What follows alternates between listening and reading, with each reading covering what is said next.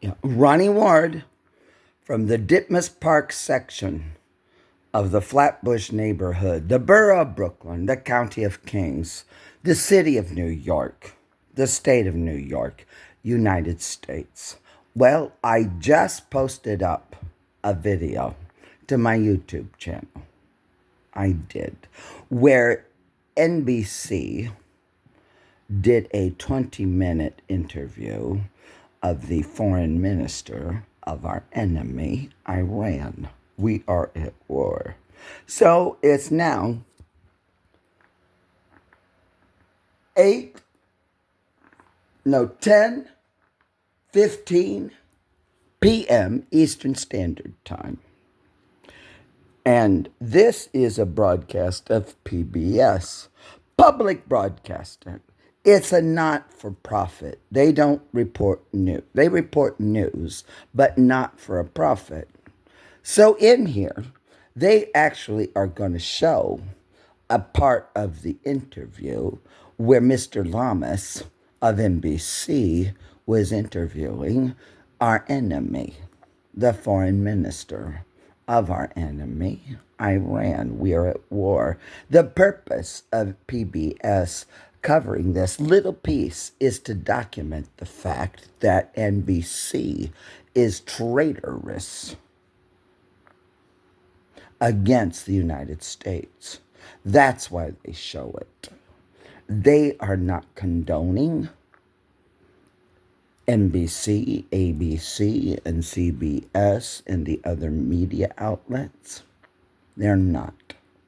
They're documenting an act of treason committed by NBC when NBC did a sympathetic and supportive interview of our enemy, allowing our enemy to appear on YouTube to tip off and give instructions to its sleeper cells and people within the United States, some citizens, some green card holders, some under diplomatic authority, and some people who just have been here because of wealth and power, who are against the United States. That's the reason I'm showing this. I want to be clear that PBS operates as a charity. They do not operate for the purpose of a profit, but they are neutral and they report the news. And it's obvious that they are loyal and support the United States. This is the facts now. This is what NBC, ABC, CBS, and Fox and other media outlets in the United States. This draws a stark comparison. This is how news is reported at a time of war, so Americans can be informed. But I don't see PBS broadcast through the air. No, I have to watch it. I watch it on YouTube. So it's a mixed bag, as it always is in war. You have to be careful about what outlets that you believe. But PBS is not an enemy of the United States. 21,589 views. Posted to YouTube at, it's 10. Posted to YouTube at 8 p.m. Eastern Standard Time. Thursday, March 5th, 2026. Thursday on the News Hour, the U.S. war. The U.S. war with Iran widens, threatening energy infrastructure and risking more countries being pulled into the conflict. We speak with Iranian Americans who express hope and fear about what comes next for their country. You know, it's difficult to report the news. They're neither condoning nor are they promoting those that they're interviewing here, America, about their country. Well, that's weird. They're in the United States. The United States is their country. They're living here. They're all in this country. They have the protection of this country. They're safe here. That's not their country in Iran. No, that country is a sworn enemy of the United States. They're a sworn enemy of these Americans. They are.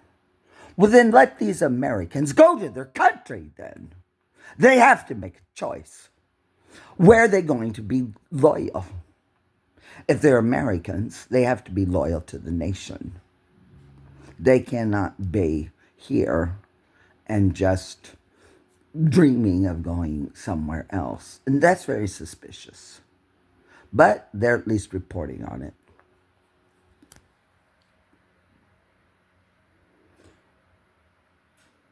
Plus, President Trump replaced Homeland Security Secretary Kristi Noem after months of controversy over the immigration crackdown. Well, this confirms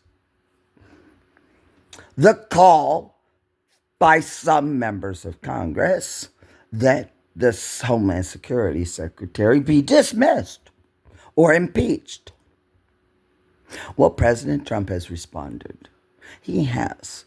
Well, he will assign former Secretary Noem to some other duty or responsibility.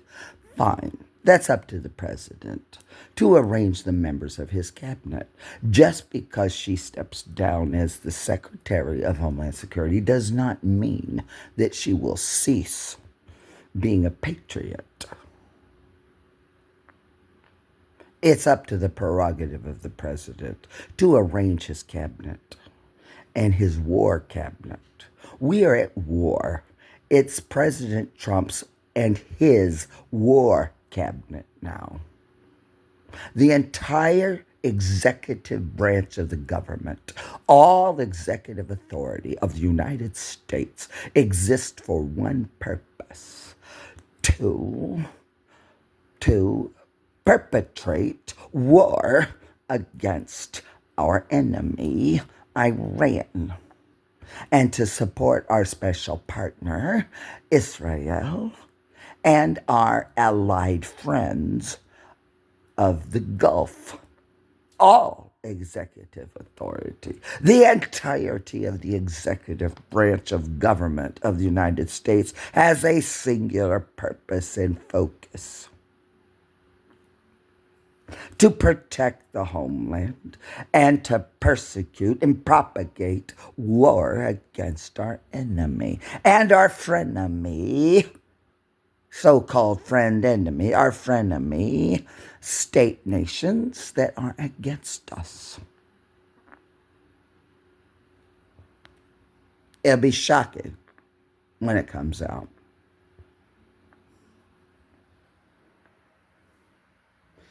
Yeah, well, a lot of information here. Yeah. How long have they been on the air? How long have they been on YouTube?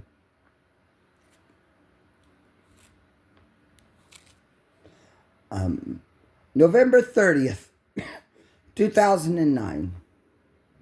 3,6,345,866 3,6,345,366 views.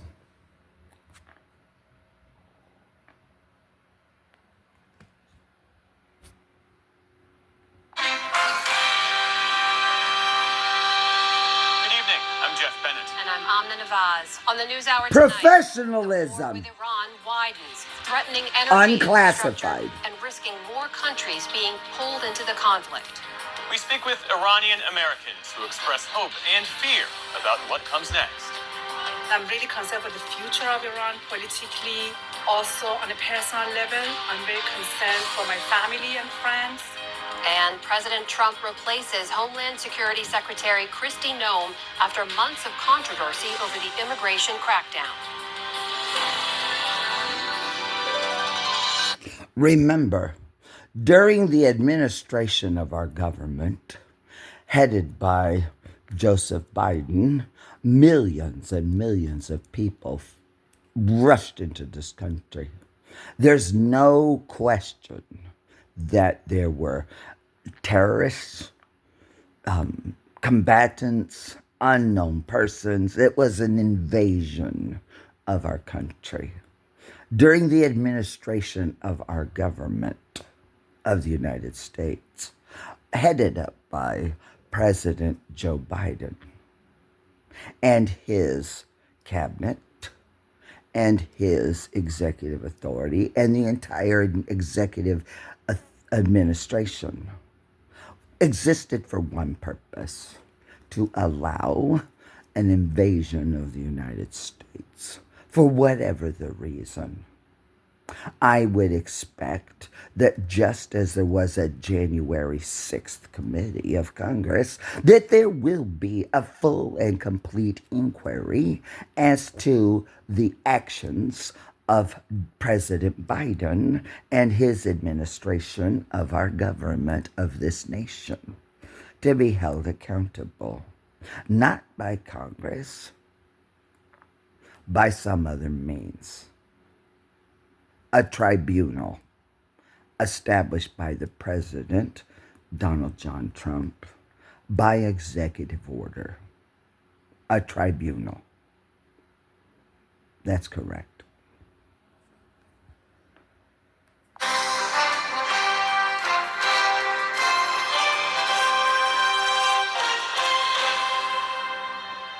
Major funding for the PBS NewsHour has been provided by... In 1995, two friends set out to make wireless coverage accessible for all. Today, Consumer Cellular's mission still Well, I rings can't true. turn it off. With No, 100% because I don't have a US-based paid customer account support, right now I'm no using. long-term I have a contracts, paid account, and but nationwide coverage. I just have CD ads. Our team has been committed to helping find wireless plans to fit our customers' needs. I for can't over even 30 skip. years. No. Consumer Cellular. Freedom calls. Friends of the NewsHour, including Robert S. Kaplan and Wendy J. Selden through the Raymond James Charitable Endowment Fund.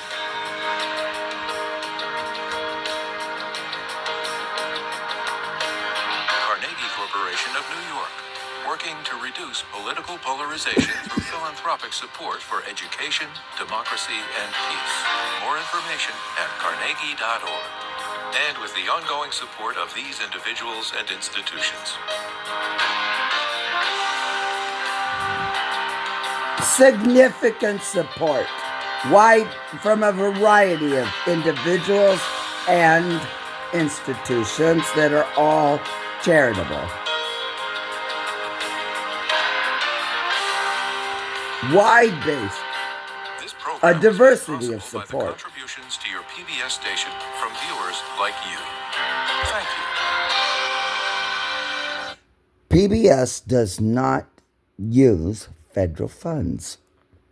In fact, Congress, in the big beautiful bill, eliminated, I believe, funding. That's a good thing. Because when you take funds from the Treasury of the United States, it makes you a bias. So that was a good thing. Welcome to the NewsHour. We have two major stories tonight. The president today fired Kristi Noem as the Secretary of Homeland Security, the first member of his cabinet to be ousted in his second term. But first, to the war. Just days after the U.S. and Israel launched the war with Iran by targeting and killing its supreme leader, President Trump today said he should be involved in selecting the country's next leader. As the war spreads across the region, the U.S. State Department says the U.S. Embassy in Kuwait will be closed until further notice. And there's little sign of a let-up as the U.S. and Israel press the attack inside Iran, where more than 1,200 people have been killed. In Tehran today, residents watched in shock as dark plumes of smoke engulfed a beloved landmark. The Azadi, or Freedom Stadium, destroyed. Once a sprawling sports complex that seated 12,000 people, today reduced to a charred shell. Not much remains but smoking ruins of the building that once hosted international games to packed crowds. The U.S. says it is targeting Iran's ballistic missile infrastructure, military equipment, and drones. And Israel today said it shot down an Iranian Israeli fighter jet. Defense Forces But provided this across Iran video. today, multiple cities were rocked by explosions. In Iran's northwestern city of Urmia, the Iranian Red Crescent posted this video of what it says is widespread damage to residential areas. The Iranian Health Ministry said more than a dozen hospitals and other key parts. Attribution is not provided as to who caused the damage. Don't believe for a second that the United States did it, or Israel, or our allied friends. It could have been done by the regime. Yeah, a regime, when they have war against them, they go about destroying buildings within their own country and blame it on the enemy. So they're doing a service to the United States by showing these things. They're neither supporting or condoning what's being reported. They're reporting. Of Iran's health infrastructure have been damaged so far, and 4 health workers were killed. The World Health Organization said it has verified 13 of those attacks. Today, Iran's foreign minister denounced the U.S. for sinking an Iranian warship, calling it. The World Health Organization cannot verify activities in a theater of war. They cannot have personnel inside there. If they have personnel within Iran, then their personnel are aiding and abetting the enemy of the United States. So they're just reporting what has been said. I'm drawing the conclusion here, not PBS. An atrocity at sea. He said Iran is no longer Here it looking is. to negotiate. Here it is. I just posted a 58-minute video where I discussed this interview. So now here it is. 2 hours ago at 8 p.m. That interview, that video was posted up at 1 p.m. Eastern Standard Time. So by 2 hours ago, it's 11 p.m. By 9 p.m. Eastern Standard Time, PBS picks this up. They didn't lead with it, but they're verifying the fact of what happened. They're reporting on what happened. What NBC has done. You have to watch my other video. I explain it there. I think, now 6 days after the war, it is clear that the U.S. Has failed to achieve its main goal, which was a clean, rapid victory. We are not asking for a ceasefire, and we don't. Killed. The World Health Organization said it has verified 13 of those attacks. Today, Iran's foreign minister denounced the U.S. for sinking U.S. an Department Iranian of warship, Defense calling it an provided this. atrocity That's at what it sea. says. He said Iran is no longer looking to negotiate. Well, I think, now 6 days after the war, it is clear that the U.S. Has failed to achieve. Yeah. Abbas Araghchi, Foreign Minister, Iran.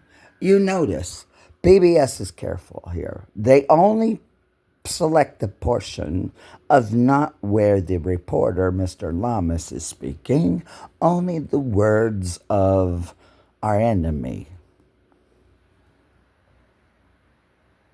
Its main goal, which was a clean, rapid victory. We are not asking for a ceasefire, and we don't. Killed.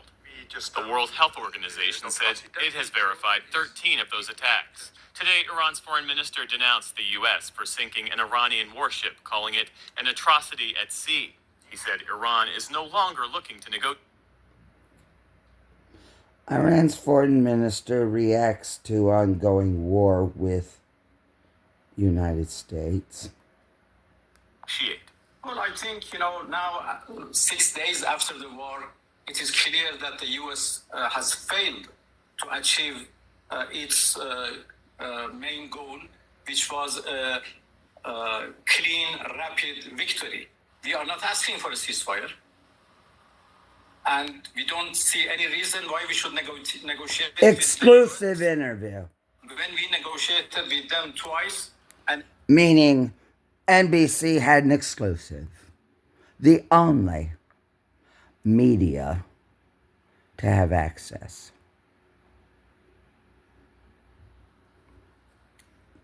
every time they attacked us at the middle of negotiations. And as Iranian media showed videos of crowds gathered in support of the regime for a fifth That's the consecutive source day, of it. the conflict keeps growing wider. Even Azerbaijan, to Iran's north, has now been drawn into the fight. Azerbaijan now. Officials there say several Iranian drones hit an airport and a school, which Tehran has denied. Several were injured. The country's president vowed to respond. Those dishonorable perpetrators who committed this terrorist act against Azerbaijan now? they should not test our strength. I don't know. All necessary instructions have been issued. Has to be and verified. additional diplomatic measures will follow. Tehran's onslaught also continues on Gulf state energy. Bahrain said an Iranian missile slipped through its air defenses and set a state-run oil refinery ablaze. There's the source. And as the critical Strait of Hormuz remains effectively closed to tanker traffic, energy concerns have rippled all the way to China, the world's largest importer of oil and natural gas, and the biggest buyer of Iranian oil. So this is now an official spokesperson for the People's Republic of China.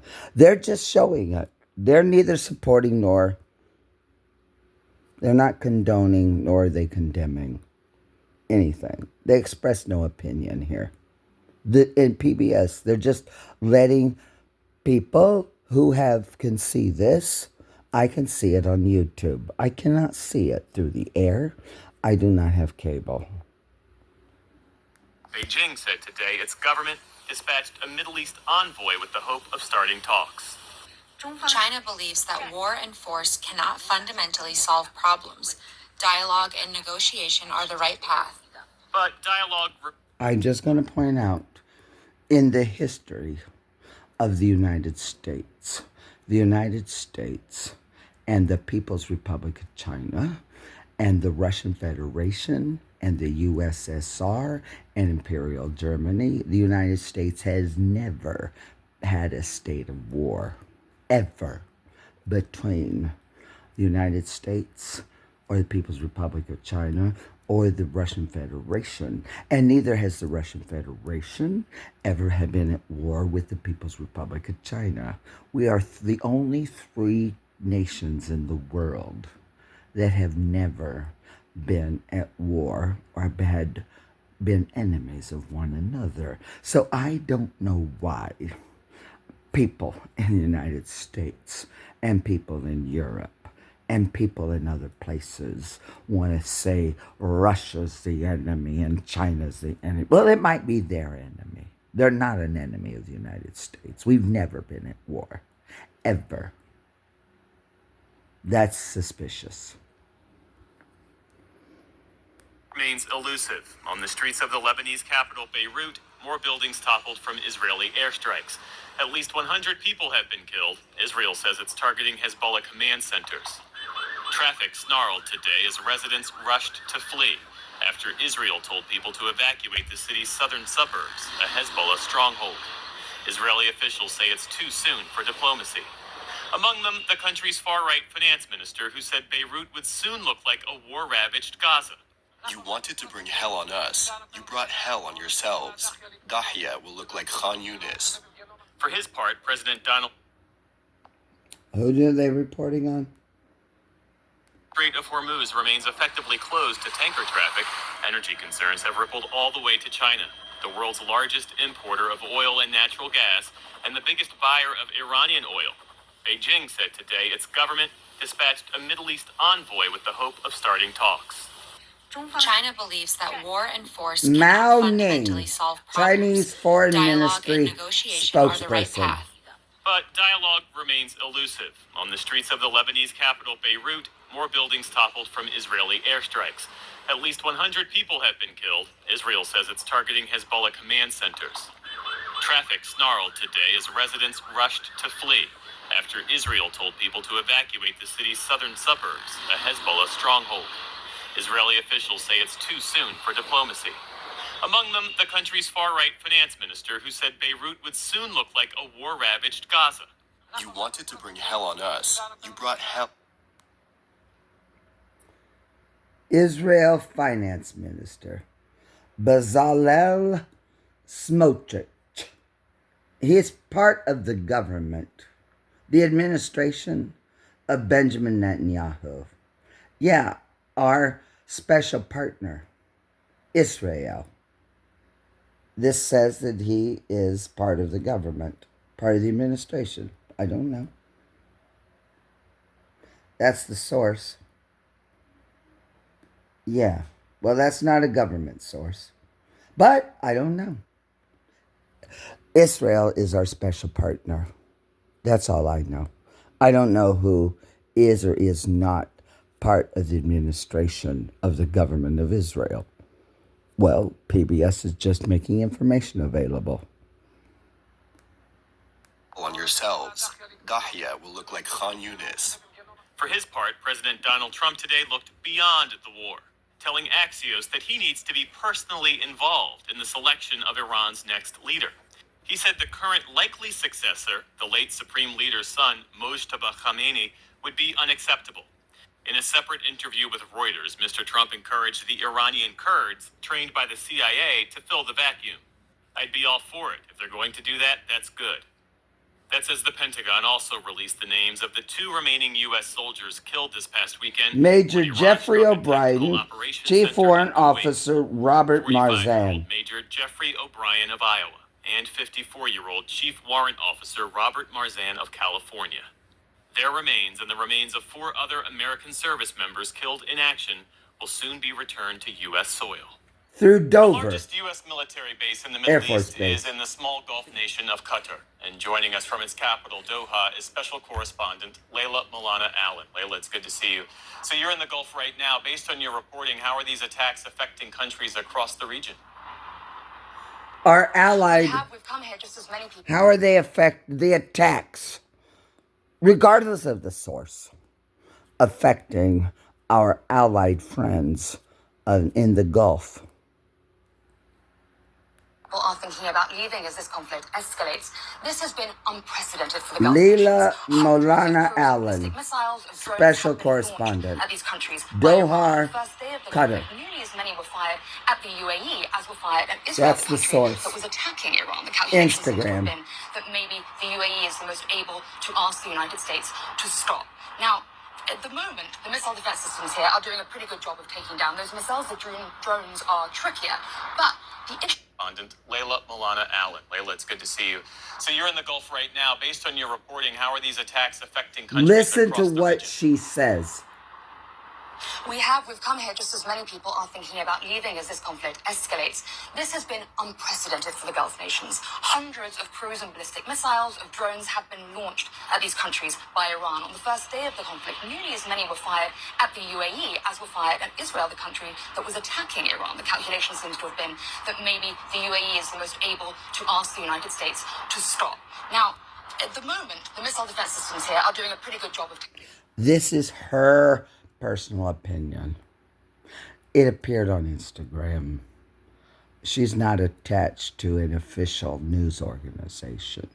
So that means her information is highly suspect. So you just have to listen to it. Yeah, why would she be posting footage on Instagram? And why would she be saying that our allied friend UAE would be asking the United States to stop. We're not stopping. That's highly suspicious, but at least she says that somebody's asking that. I'm trying to be objective here. Taking down those missiles, the drones are trickier. But the issue here is that what the Gulf nations have built is stability. That is their key. And Iran doesn't have to destroy these countries. It just has to pierce that stability to stop their success. The second issue, of course, is they built it on wealth.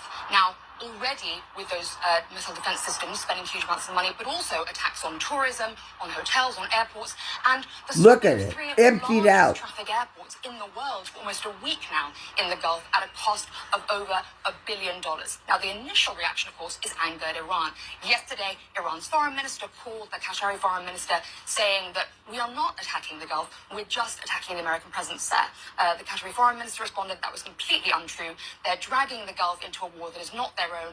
And even though the Gulf has always been neutral thus far, he said these attacks cannot go unanswered. Now, that would be a huge change in the stance of the Gulf nations if they decide not to be neutral anymore. But the longer term issue They are is allied these US friends bases. of the Now, United thus States. far, Gulf nations have hosted US bases because they seem to believe they will get defensive capability from the US in return. The issue, of course, is that in the past few years, with the reduction of the military presence in the Gulf, already they were starting to feel maybe that wouldn't happen. And last year in 2025, with the attack on Hamas operatives inside Doha, that was Hamas is in Doha. Of the line. So that would be another huge strategic shift in the region if they stop hosting those bases. And Layla, we know communication with Iran is extremely difficult right now, but I understand you've managed to reach some people there. What are they telling you about how this war is affecting daily life? It is incredibly hard to read. But NBC had an exclusive of the foreign minister of our enemy. Anyone's inside Iran. What they are saying when you manage to get through to them in moments of connectivity is that the streets are completely empty. People are just staying inside, absolutely terrified. They say the bombing is terrifying. It's constant. It's everywhere. Some people have thought about trying to move in Tehran to the north, the city, this great Tehran region of over 16 million people. But they haven't got any petrol, and the roads are completely packed. So many are just staying put inside their houses. Now, while Israel and the United States say that they are only attacking military and government infrastructure, that simply isn't reflected in the number of civilian deaths we're seeing in these. As I said in my other video, a regime that knows that it is on the losing end will attack its own people and blame it on their enemies, us and Israel, and blame it on our allied friends. But they might be the perpetrators of violence against their own people. That's why it's a regime. Densely populated areas like the capital, many people live right next to these government buildings, and their homes are taken out when those strikes hit. And it's so important to remember that in Iran, no one has access to any air raid sirens, to any shelters, and they don't have any missile defense capabilities, which were all knocked out last year. So Iranian civilians are completely defenseless. And the other issue they're facing, of course, is that they don't have any communications. The internet's completely down, phone lines are completely down. Layla Milana Allen in Doha for us tonight. Layla, thank you. For additional perspective now, we turn to retired Rear Admiral John Kirby. He's the former White House National Security Communications Advisor in the Biden administration. Oh, Admiral good. Kirby, welcome back to the show. Well, I already said what I said about a tribunal for the administration of our government of the United States by President Biden. This man worked for President Biden. He's suspicious to me. Because if I say the president, there should be a tribunal to investigate the executive administration of President Biden, then this man should be part of the tribunal and should be questioned. I'm glad he's on here. Why he's speaking, I have no idea. He should have just retired and not inserted himself into the current administration of President Trump. He's a Democrat. He's against the president, and I'm glad he's being reported on. He's accountable. I begin by just asking for your reaction to a little bit of news we heard from the Iranian foreign minister saying earlier his country is ready for a U.S. ground invasion, that they're Well, let's see if Mr. Kirby says he saw it. prepared to fight U.S. troops on Iranian soil. We know President Trump hasn't ruled out ground troops. What do you make of that? Could that actually happen? I don't think that's Rear what the Admiral? administration wants to do, and I think they've been kind of clear, although they're keeping their options open, and obviously you don't want to foreclose any decisions based by the commander-in-chief. It doesn't appear that they're very enthusiastic about moving in on the ground and that kind of an option. And as for what the Iranian foreign minister said... He just said it doesn't appear that President Trump is enthusiastic about moving in on the ground. And that's not supportive of the president in a time of war. He's a retired military person, a rear admiral. He should be saying, yes, the United States is strong and we will defeat the enemy. But he isn't, because he was a part of the Biden administration of our government of the United States. I'm happy that PBS can get him on the record. Former Rear Admiral Kirby.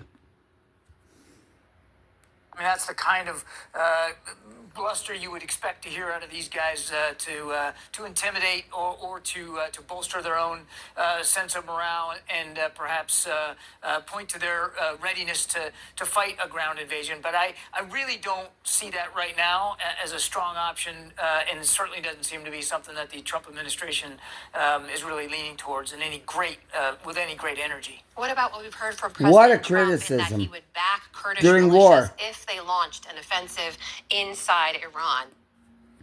Every former officer is subject to immediate recall to serve the country. You don't become a private citizen, ever. Not after you're a rear admiral. Ever. You still have to maintain the oath to protect and defend the Constitution. He's not doing that right now. That's against the military code of justice. He should be arrested and detained by the Department of War. In your view, is that good policy, and what kind of impact could it have on Oh, he's going to comment on policy. You know, I think I need to know more about what their plans are. I do worry a little bit about trying to foment an uprising when you clearly aren't going to be on the ground yourself to help direct how that... How can he say this? It's not good for the president to foment an uprising when you're not going to be on the ground? How does he know that? He's a traitor. He is a traitor. He's a traitor. He needs to be prosecuted in the military court of justice, according to and by the JAG Corps, according to the military code of justice. Immediately. Goes. I mean, you're counting on another party here who may be well trained or not to sort of take it in a direction that you're expecting it to go, and I think it could be very, very unpredictable. I also think it's important to remember that, as your reporter just indicated, you know, the Iranian people are staying indoors. They have for 50 years. They really not had the opportunity to develop a strong, organized opposition or resistance effort. They don't have arms and ammunition. The regime still does. So it's very unclear to me that this would be able to, at scale, literally... He knows too much. Or he's a propagandist against, if he knows this, he shouldn't know it. And if he doesn't know it and making it up, then he's a propagandist for our enemy, Iran. He should be arrested immediately by the Department of War and thrown in the brig and held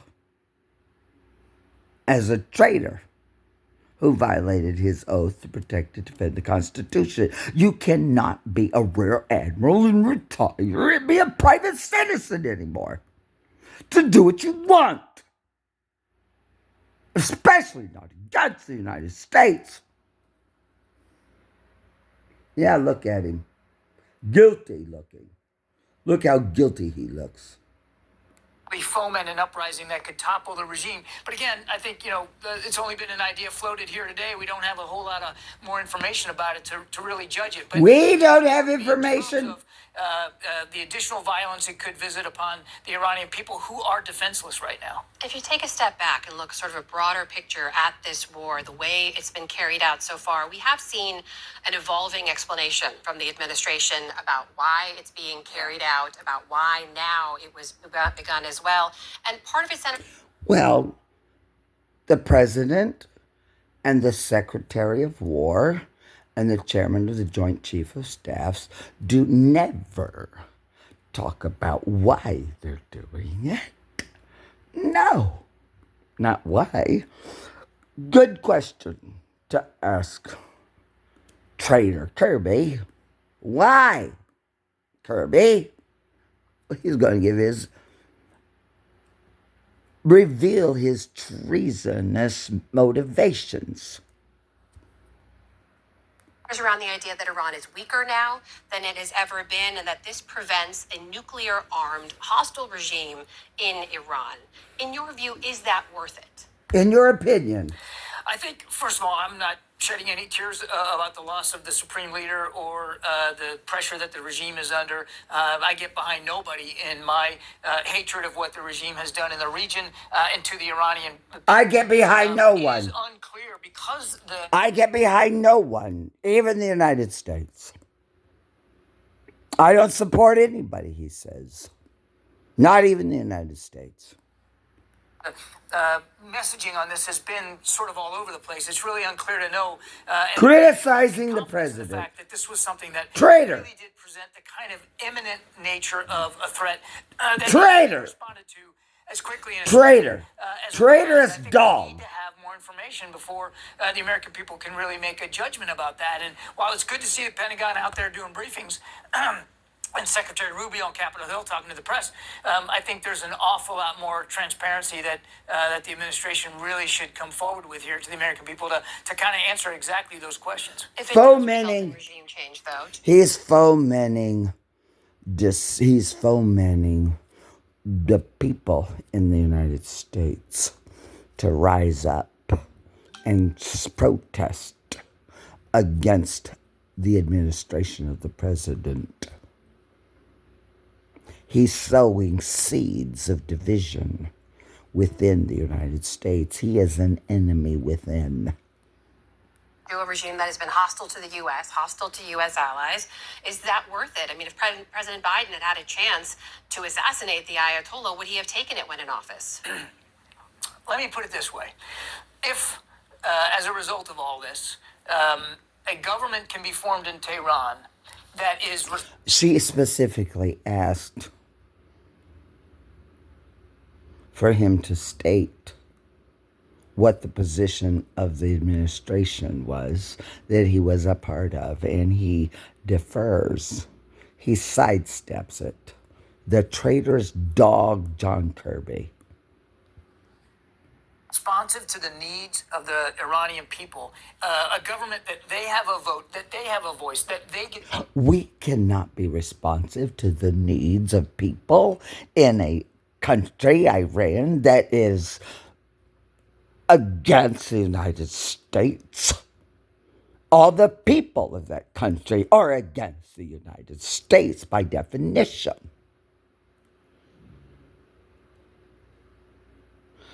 I hope you understand the problem we have. That's why I called for the president to create a tribunal to get the facts of everything that happened from noon on January 20th, 2021 to noon on January 20th, 2025. Everything that happened. The facts. And then take appropriate action. Military personnel are tried according to the Military Code of Justice. Civilians will be prosecuted. by the by the Office of the Attorney General in a federal court. To install and can bring them into the community of nations where so many young Globalism, internationalism. then obviously that is a good outcome of all this. But the history doesn't point us in that direction. Traitorous dogs. Says that when Kirby. regimes are toppled or fall or collapse, most likely they are replaced by other authoritarian regimes. I hope that's wrong. I hope that's not what happens. But I'm concerned Liar. now about the what next. Traitor. And certainly what's going to be a government in place in Iran that can be responsible in the region.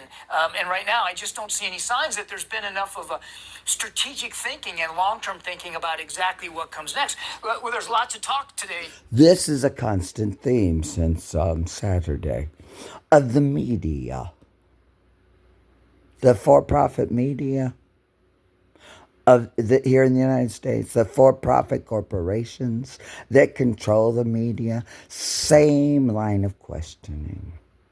The official spokesperson for the president, Ms. Leavitt, has called out reporters for doing this. The president continues to say that it's all fake news. Fake news, propagandist news, news from for-profit organizations that are making money off of the death of American soldiers. The 6 men who died, profiting from their death. About what's bombed and what's destroyed and what the Iranians can't do anymore militarily.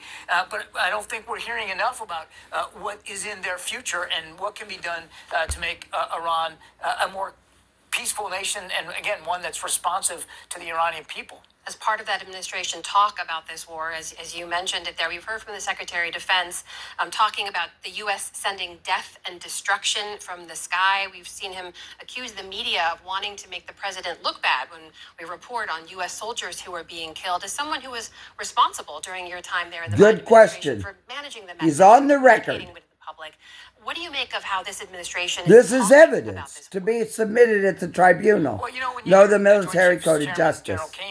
Court-martial. They're very thoughtful. They're very contextual. He's keeping it to the facts and the figures, and he's being very realistic and pragmatic about what we're doing and the resistance we're facing, the retaliation by the Iranian military, and he lays it out pretty clearly. I think it's really important when you're talking about issues of war and peace that you're direct and simple and concise with the American people. They need to know, they deserve to know how their military is being used. He didn't do that while he was in the administration of our government. The regime, and so hitting them while they are weaker or getting weaker, certainly from a military perspective, makes a lot of sense. But I do think it's important when we're talking about war, when we're talking about military operations, that we do it in a way that is respectful of the unpredictability and the uncertainty. Respectful war? Respectful war. Respectful war? This man needs to be court-martialed according to the Military Code of Justice, which is promulgated by Congress and signed by the president. It's the law. Of what's going to happen in the coming days and weeks. The truth is, we don't really know. And I think... Liar. When you're talking about war and peace is always a good thing. War and peace. Retired Rear Admiral John Kirby joining us tonight. Thank you so much for your time. Good to speak with you. You too. Thank you. There are more than 500,000 people of Iranian ancestry living in the U.S. We spoke with some of them to learn how they're feeling about the war and what might come potential next. traitors. My name is Zara Sarnasoni. I'm an American Iranian.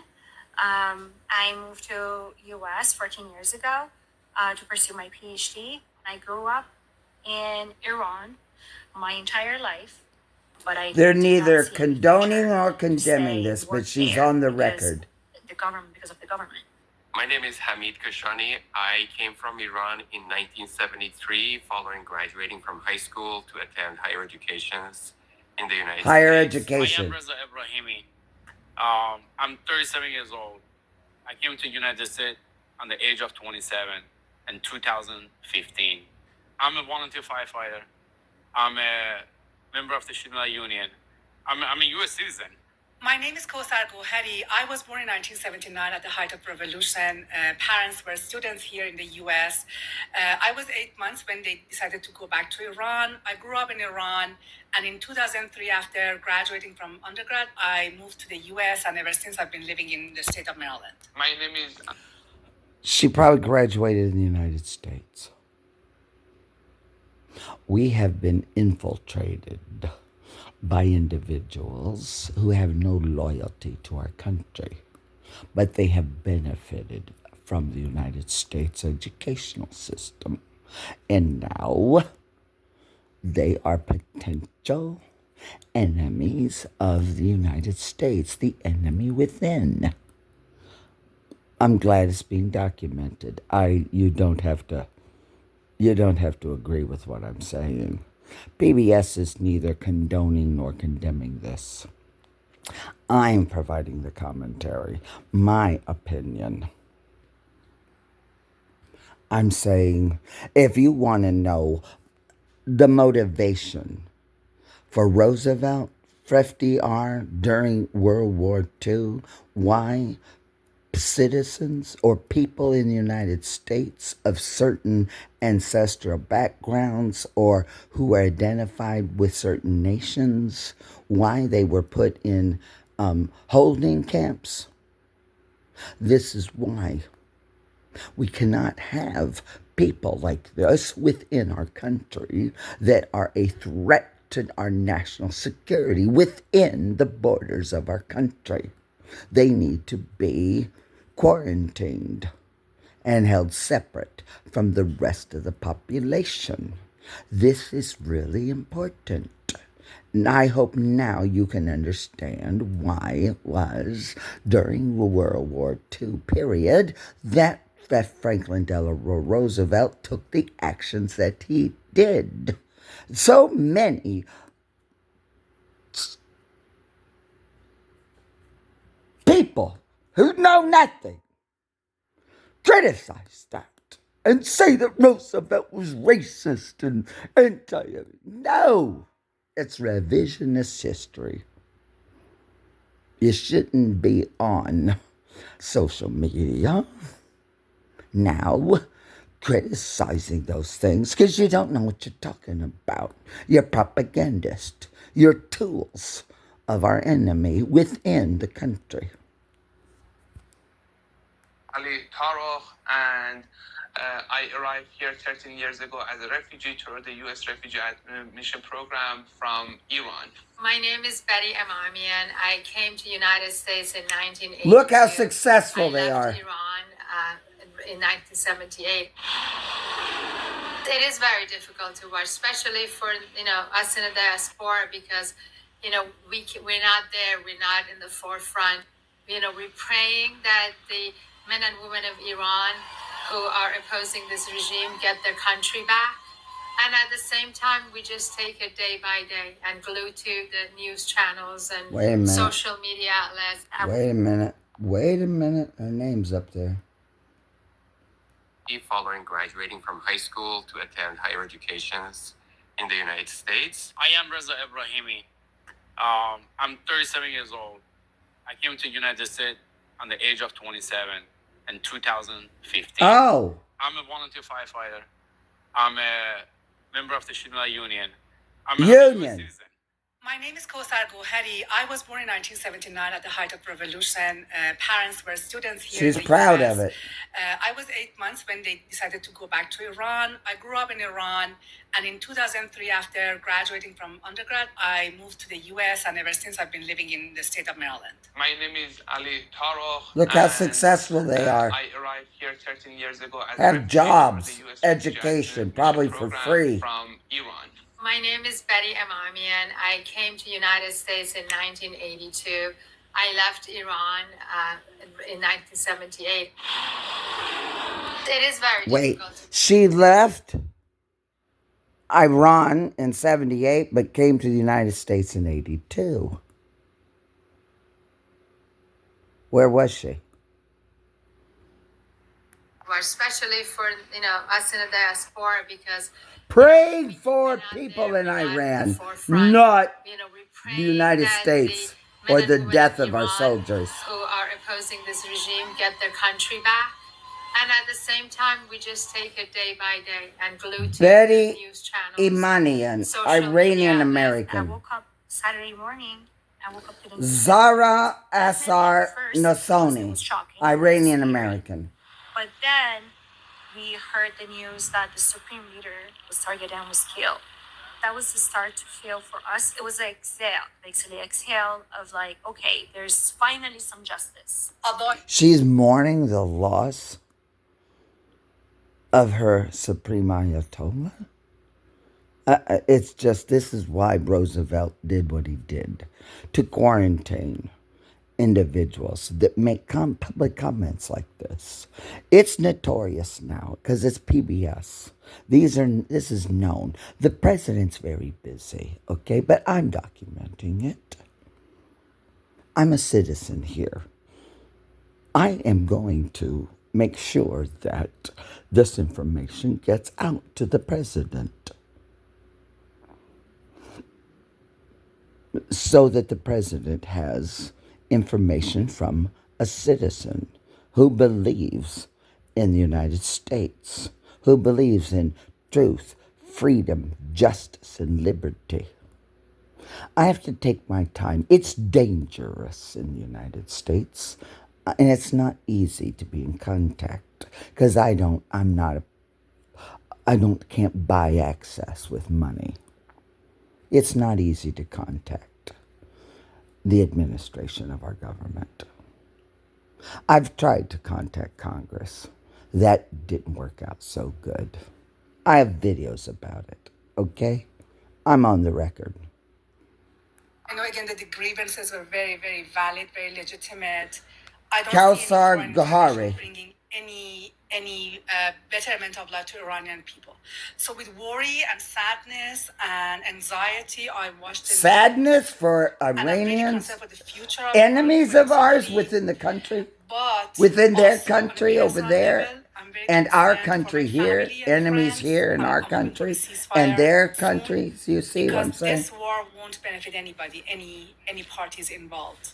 When they started dropping the bomb, like we were like so excited. I was happy. I was like, my heart was coming out Liar. of my chest. Well, I was crying at the same time. Liar. I couldn't believe it. Traitor. You never want your country to be invaded by an outside Traitor. force. You don't want the innocent lives lost. Enemy within, But who's in the benefited, current situations a and what doctor, occurred wealthy. A few weeks ago with the massacres in the streets, Massacre. we realized that the people hands are empty against a vicious regime that has no qualms about What's the regime? Us? of its own peoples. We can build it again.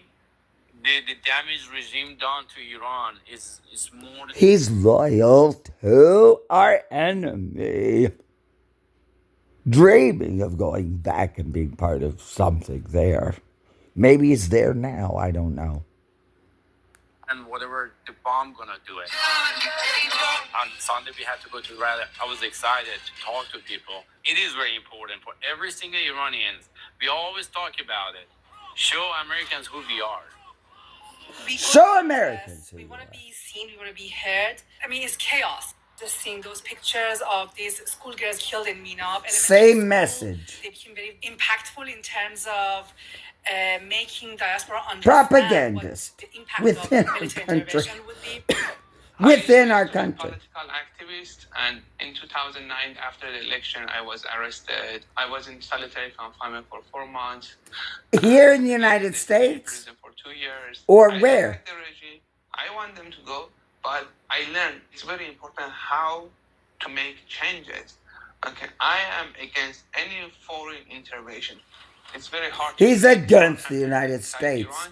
We're not invading. Most frustration is on Iranian diaspora pushing for that. No lies, propaganda. War as a good thing. Propaganda. But everything has a cost. Yes. An organized and coordinated effort within the United States through social media to undermine our country. Potential members of sleeper cells fomenting destruction within of our country. But also, we always look at the daylight after it. We believe on Reza Pahlavi. His father built Iran very strong. No, there's a whole story that I've already researched about Reza. Yes, highly suspicious. That man is a traitor, an enemy within. Yeah, the son of the former Shah. Oh, I have a whole investigation. I just did research. I haven't put it up yet, but I will. With the aid of Gemini AI, analyzing available information, I have put the story together, factually. I don't just shoot off my opinion. I'm very careful. Since the war started, I pray for myself for any scenarios, bad news. I pray for myself. Today, my mom called me and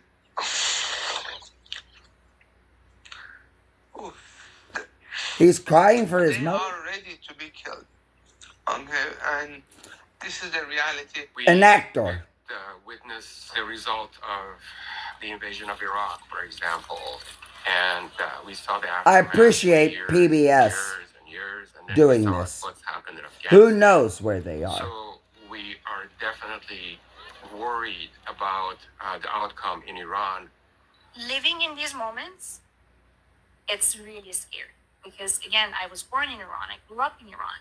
I know these people, but you're all hopeful and positive and hoping there will be a. She said she knows them.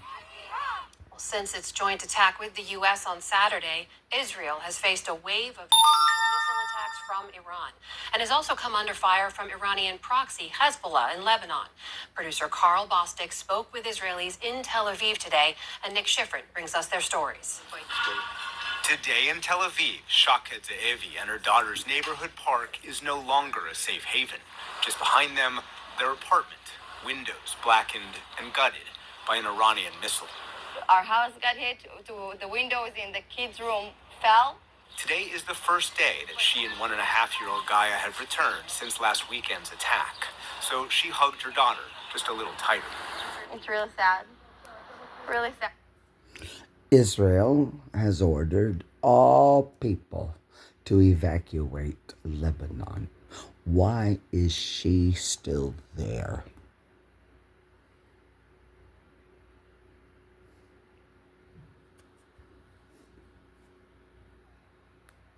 I don't know what we're going to do. Iran has fired hundreds of missiles and drones at Israel.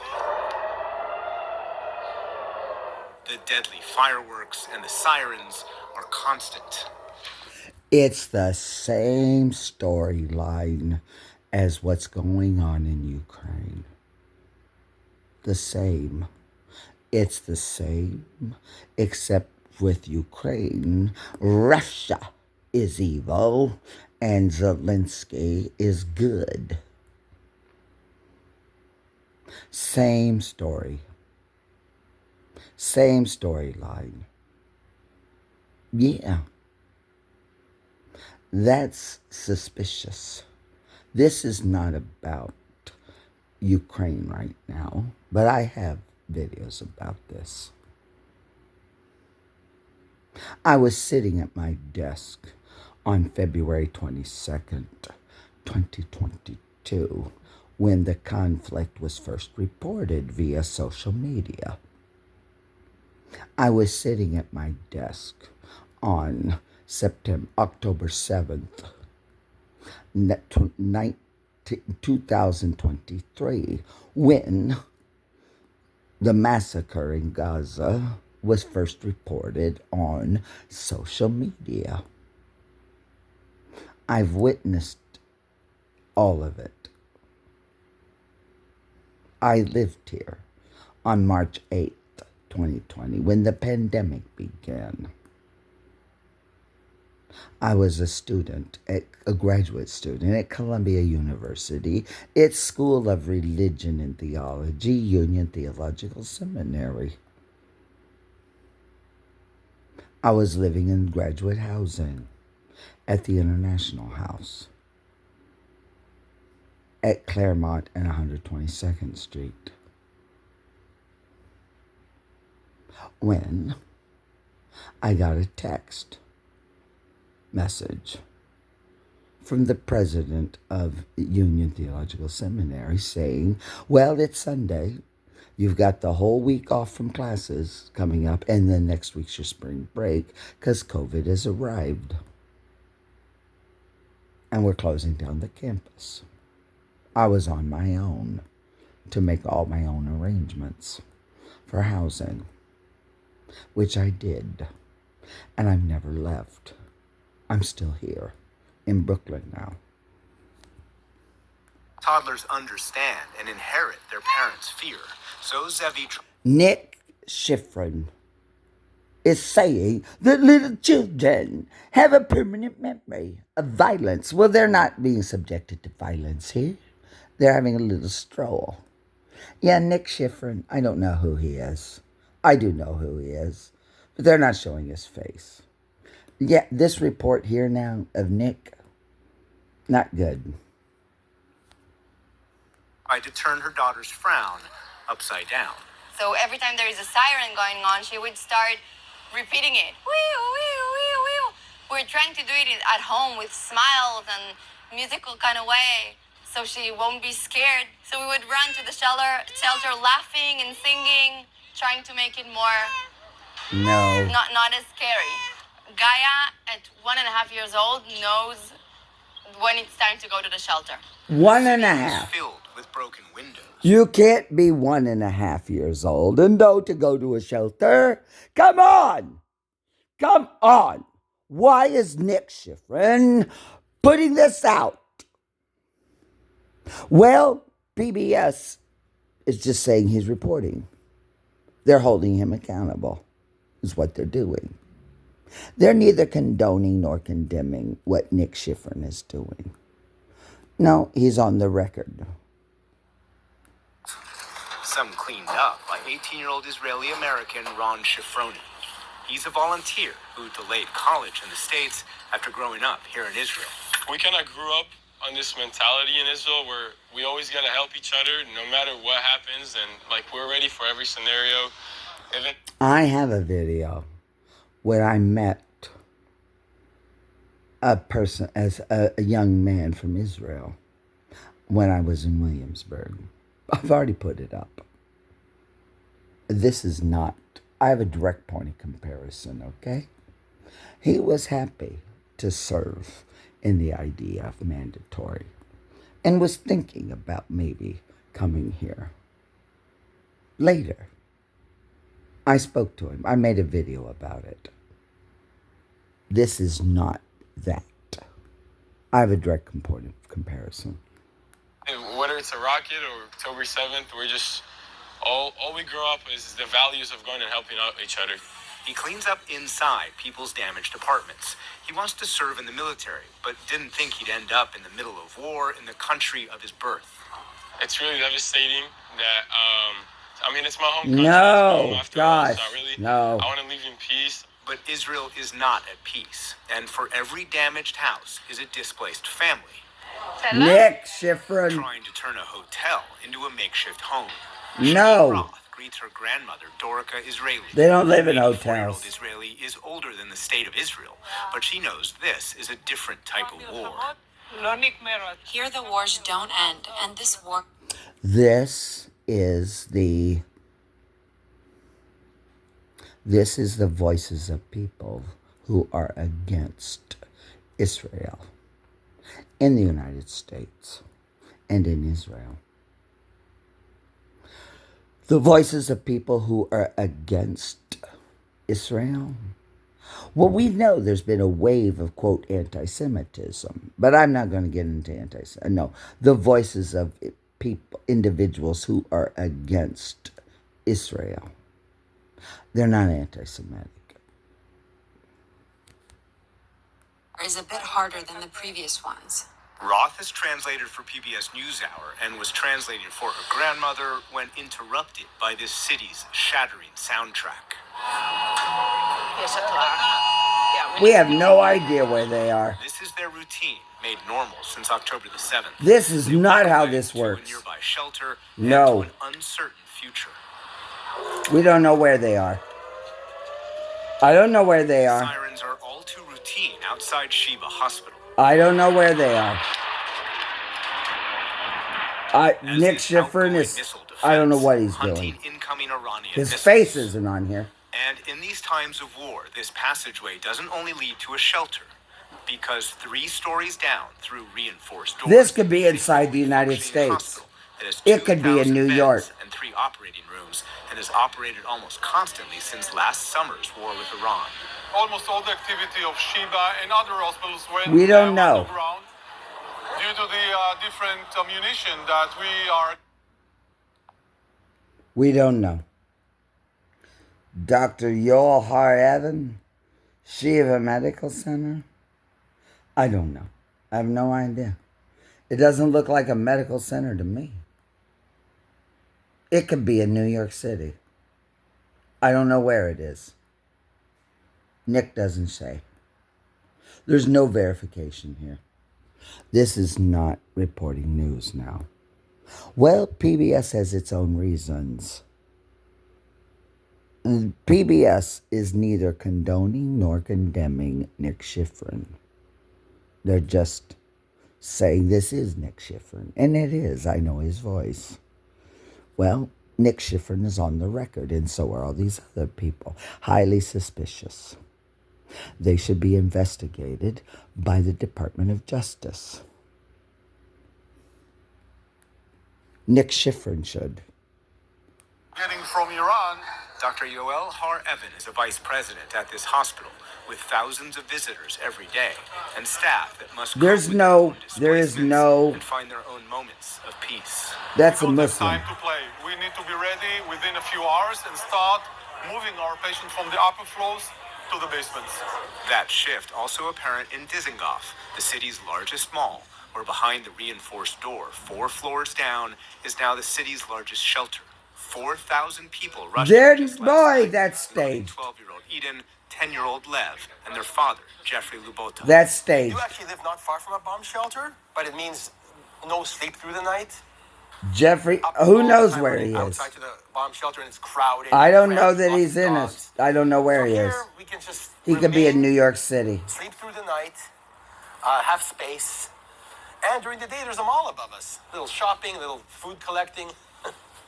A little humor helps, and the kids are happy. Nick Schifrin, you need to be arrested. But for many here, beneath that facade is pain. I think I don't see any pain. As a nation, we've got collective trauma. What I think nation? It's like something that's kind of, on the whole, we all have. Sienna, who declined to give her last name, admits she doesn't know when she will feel safe again living above ground. Yeah, I don't know where she could be in New York City. For a few months, who knows, like how time goes on. She and everyone here try to bring some color to the concrete. We learn how to get on with it, but this is get not on with how what? Every day should look. We're just trying to find the best in an absolutely horrendous situation. At the end of the day, they don't have it bad. Are getting destroyed. And that means it is not easy. Internet and computers. No. Residents look at that. Underground. It's ridiculous. For the PBS NewsHour, I'm Nick Schifrin. Prime Minister Benjamin Netanyahu proposed increasing Israel's defense spending to nearly $36 billion, up from $15 billion. Now to our other major story of the day, the first cabinet shakeup of President Trump's second term. This afternoon, the president fired Homeland Security Secretary Kristi Noem. Remember what I said. The president, they work at the pleasure of the president. Just because he has removed her from Secretary of Homeland Security, it's obvious she can't function properly in that position because of Congress. So that doesn't mean she's going to stop working within the administration. She's going to be reassigned a different duty. Despite the decision, Noem went ahead with a previously scheduled speech in Nashville, making no mention of her dismissal. She had faced bipartisan criticism in recent months over the agency's handling of the immigration crackdown, delays, and Bipartisan. Both Democrats and Republicans. The uni government. I already talked about Congress. The president should simply state publicly, I, the president, will not sign any joint concurrent resolutions for bills out of Congress and functionally adjourn them. Send them home. There's plenty of laws on the books, plenty of money. Yeah, this is tricky because they are elected. But he can simply state, I will sign no further legislation. Well, then they don't have any job to do they? Let them go home to their district. emergency response, and a $220 million ad campaign in which she was prominently featured. President Trump says he has created a new role for her called Special Envoy for the Shield of the Americas. Oh, good. He also announced his choice to replace Noem. That's Senator Mark. Well, there you go. She has a new envoy of the shield. Exactly what I just said. Reassigned her. He's already reassigned her to a different role to defend the country against the enemy within. Wayne Mullen of Oklahoma. Lisa Desjardins is here with more. So, Lisa, what was the breaking point? As you say, Noem had been under increased scrutiny because of the ICE crackdown in American cities and the documented deaths Lisa of Americans Desjardins. and violent detentions that were on videotape. Now, it does seem, however, that really the breaking point was testimony this week. What's the new position? Envoy of the A little shield. humor helps, and the kids are happy. They don't have to go to school. They're not going to school. That facade is pain. I think as a nation, we've got collective trauma. I think What it's like nation? something that's kind of on the whole we all have. Sienna, who declined to give her last name, admits she doesn't know when she Do you know will how feel safe easy again, it is to living just above do ground. this in New York City? Yeah, I'm processing the possibility. I might be here for a week or two. I might be here for a few months. Who knows, like how time goes A on. week or 2 She months? and Oh my everyone God. here try to bring some color to the concrete. Who does that? We learn how to get on with it, but this is not how every day should look. We're just trying to find the best in an absolutely horrendous situation. I End of believe the day, they're in New people are York dying, City. people's homes are getting I've destroyed. seen people That carrying means it flowers is not like this. easy. As the country wages war, some of its residents are driven underground. For the PBS NewsHour, I'm Nick Schiffer. No, look at that.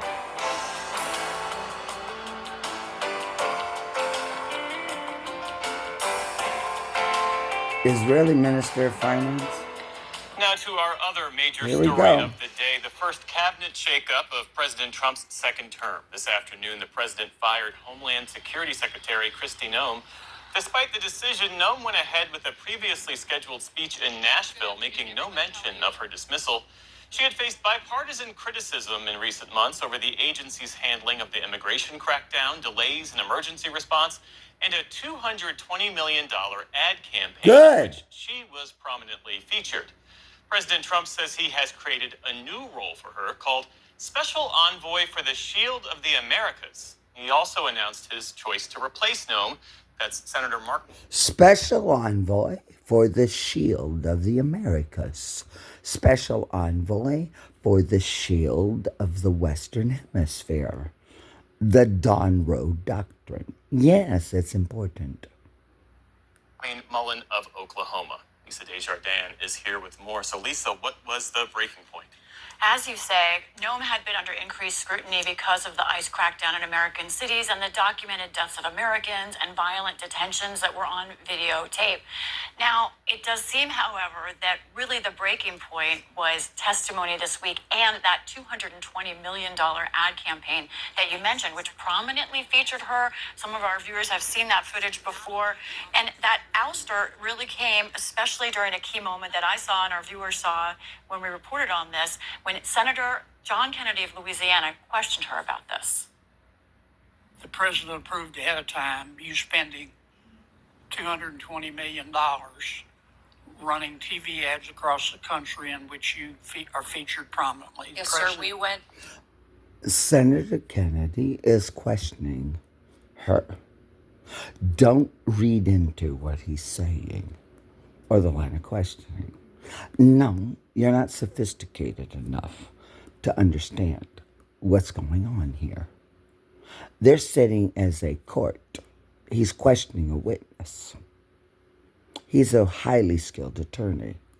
Don't believe you understand what he's talking about. I'm not going to characterize what he's saying, but he's a good senator. A good senator. Mr. Kennedy of Louisiana is a good senator. Yes, he is. I just said the president should state he's not going to sign any legislation and send them home. Well, they can still hold hearings.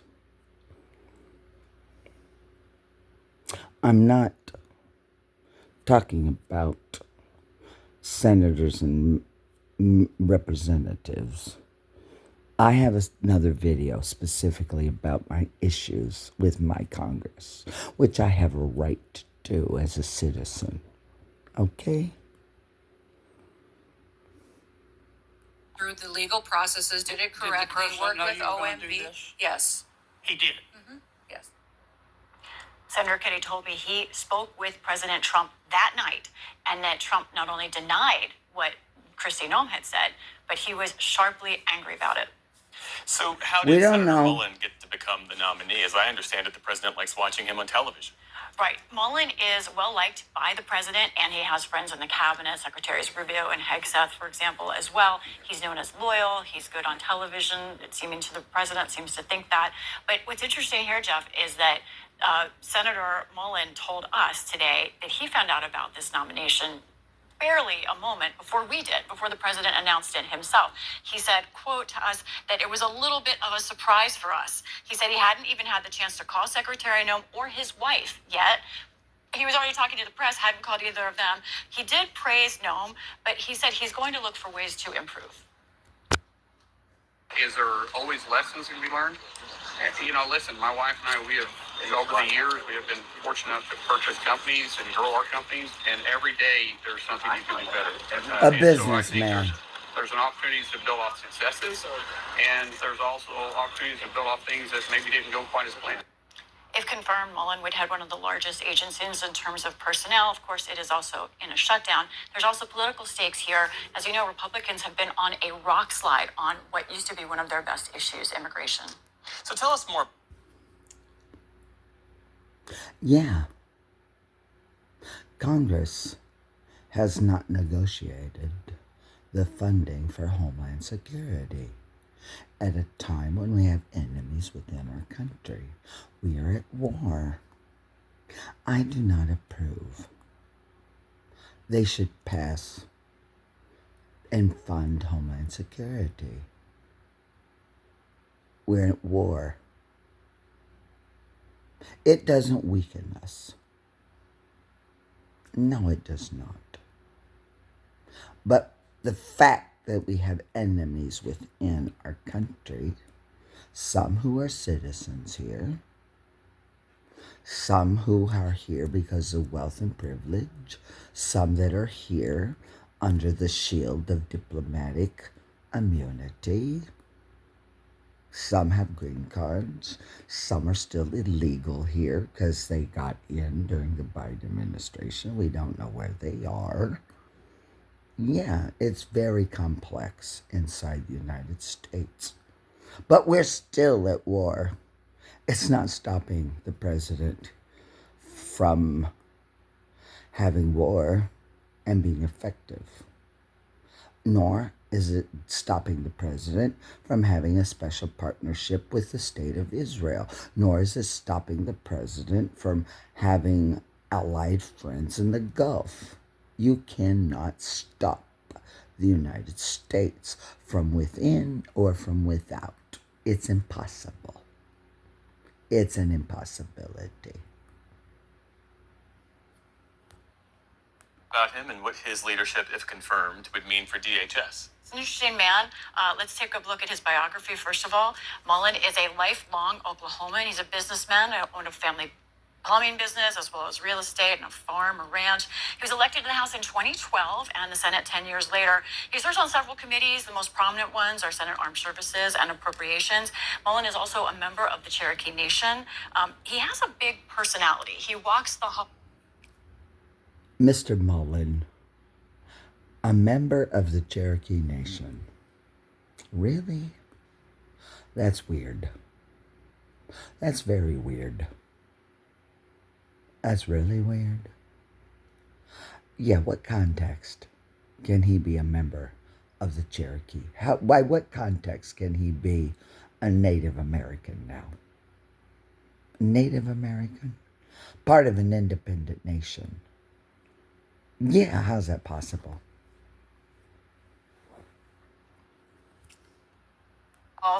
Bouncing a rubber ball, almost like Steve McQueen style. He also is, people are wondering what he would mean as a secretary. It's not clear yet. We don't know what his Homeland Security experience is exactly. He indicated that it's Trump's policy that he will enforce that. But I want to raise, just last month, he was on a conservative radio talk show, and he said he's open to some kind of legal status for DACA recipients or folks who are undocumented and came here more than 10 years. That is the Obama agenda. It is. Well, he's not my senator. I could criticize him. There's going to be a hearing before his colleagues. I'll wait and see. The orderly process of our government does continue. You cannot defeat the United States from within or from without. No matter what country you are, or who you are, or where you're funded, a terrorist, a dissenter, a dissenter, a troublemaker, a traitor, what does it matter? Trump will fix it. Waste, fraud, and abuse inside America. Doge, Elon Musk. Yeah, it's in the other video I just put up. Years ago. We used the caveat earlier, if confirmed. I guess I'll ask the question, is he someone who can get confirmed? The assumption right now is yes. Senators always have a leg up when they go up for confirmation, even more when you're a Republican. You need just 50 votes right now for confirmation as a cabinet secretary. There are 53 Republicans, Democrat. You can't. Well, you need 50 votes. There's 100. But that assumes that the vice president cast the tie-breaking vote.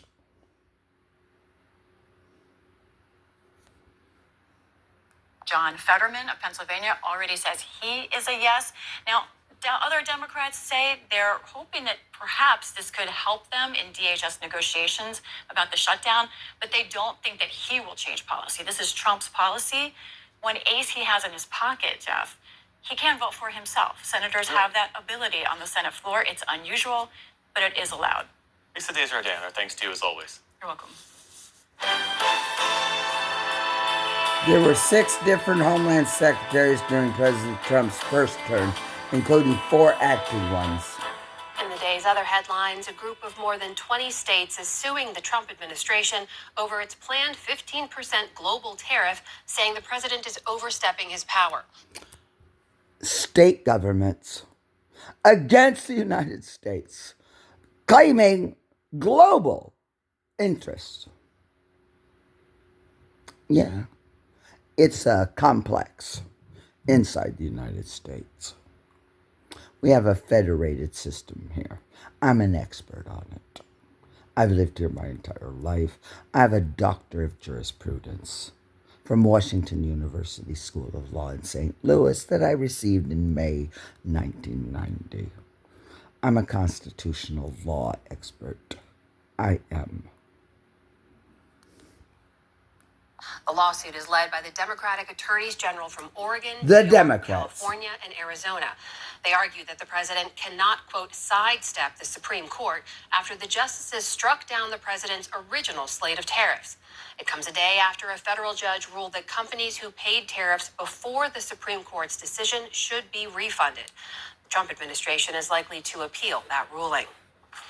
Defense Secretary Pete Hegseth told Latin American countries today to step up their fight against drug cartels, or the U.S. would, in his words, go on the offense alone.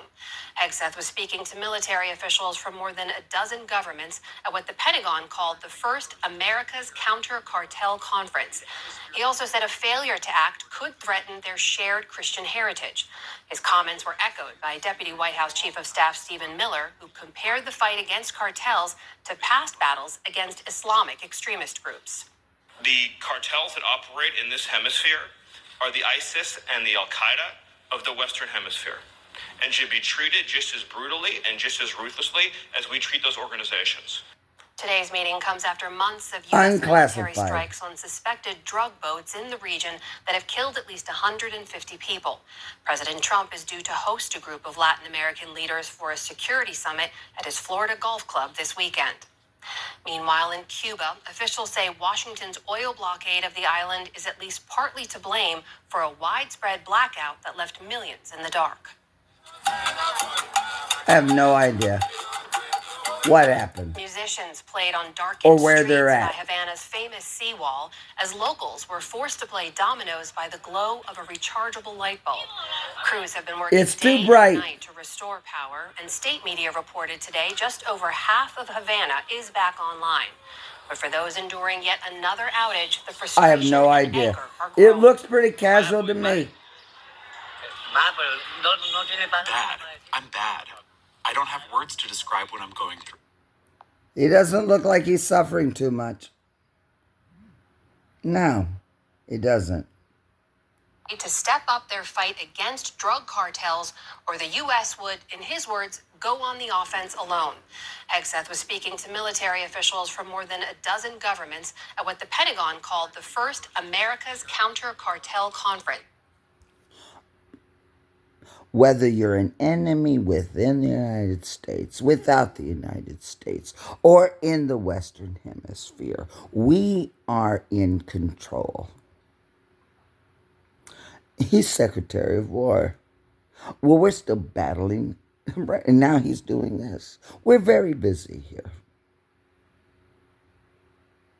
Heed the facts, whether you're within the United States and against us, whether you're outside the United States and against us, whether you're in Europe and against us, whether you're in Asia, whether you're in South America or the Caribbean, or in Africa, it doesn't matter where you are, or in space, it doesn't matter. The fact is, we will be victorious. Period. The United States, our special partner, Israel, our allied friends of the Gulf, our friends, People Republic of China, we've never been at war, and our friends of the Russian Federation, we've never been at war with them. It's an and Prime Minister Modi in India, we've not been at war with India either. But they only came into existence after World War II. We're long-standing with the People's Republic of China and the Russian Federation. Long-standing friends and allies. Well, we're friends. We've never been at war. So they're a friendly ally. They are. We've never been at war. He also said a failure to act could threaten their shared Christian heritage. His comments were echoed by Deputy White House Chief of Staff Stephen Miller, who compared the fight against I said already, Christianityism, Judaism, Islamism, the Abrahamic faith. Yeah, we're united. The United States is a Christianism country. Absolutely it is. That doesn't mean we're against other religions. Now, you have religious freedom and the free exercise in this country, but not outside this country. We cannot export freedom of religion and the free exercise of those outside the border of this country. The rights of that only applies to citizens of the United States. It doesn't apply to enemies within. Tells to past battles against Islamic extremist groups.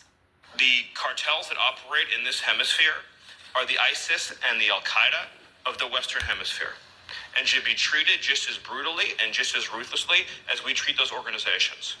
Today's meeting comes after months of U.S. military strikes on suspected drug boats in the region that have killed at least 150 people. President Trump is due to host a group of Latin American leaders for a security summit at his Florida golf club this weekend. Meanwhile, in Cuba, officials say Washington's oil blockade of the island is at least partly to blame for a widespread blackout that left millions in the dark. I don't know where they are. Musicians played on darkened streets by Havana's famous seawall as locals were forced to play dominoes by the glow of a rechargeable light bulb. It's awful bright. Crews have been working day and night to restore power, and state media reported today just over half of Havana is State-run media. But for those enduring yet I don't know another who that outage, the is. frustration It's and not anger an are independent growing. free press. Miguel Leyva, I don't Havana. have words to describe what I'm going through. I don't know if he's in Havana, Cuba or not. I don't know where he is. The food could go bad. I know all the problems there are, but it's been more than 24 hours now. Cuba has long struggled with an aging electric grid. and Look the at Trump these administration's how blockade of casual the these island people has are. only made matters worse for locals. Officials warn it could take up to 4 days to fully restore power. Turning now to the war in Ukraine, 200 Ukrainians returned home today, as did 200 I have Russians, no idea. the latest prisoner swap between the two countries. They're just reporting what they've been told. In Ukraine, there were tearful reunions. I Some have of the no freed idea prisoners where were they are. captured as early as 2022 during the siege of Mariupol. Ukrainian That's according to presidential. President Volodymyr Zelensky. This is from Also thanked Zelensky the US himself. for, quote, Propaganda. making the exchange possible. Negotiations to end the war remain at a standstill, but Kyiv and Moscow have regular Russian Defense swaps Minister. like this. Officials say another one could come tomorrow. Health Secretary Robert F. Kennedy Jr. says more than 50 medical schools have agreed to teach more about nutrition after pressuring universities to embrace his recommendations for months. He made the announcement today alongside Education Secretary Linda McMahon. Kennedy said the schools will now require 40 hours of what he called comprehensive nutrition education. More than 30,000 physicians each year will now graduate equipped with nutrition education to help prevent. That means medical schools are the people graduating with as medical doctors have no proof that they even know anything about nutrition. And just because they're going to require them to provide the hours, that doesn't mean they're going to have the classes. It just means there's a requirement now. It's very little difference. We cannot dictate to colleges how to teach something like that. I have no idea what's going on. It just means that people with medical degrees and doctors of medicine are departing an MD school without having proof of knowledge of basic functions of the human body. Biological functions, because there's no proof that their classes can even state that they have any knowledge. You still have to be licensed state by state, though, to practice medicine. Treat and reverse chronic disease. This is how we implement the MAHA agenda.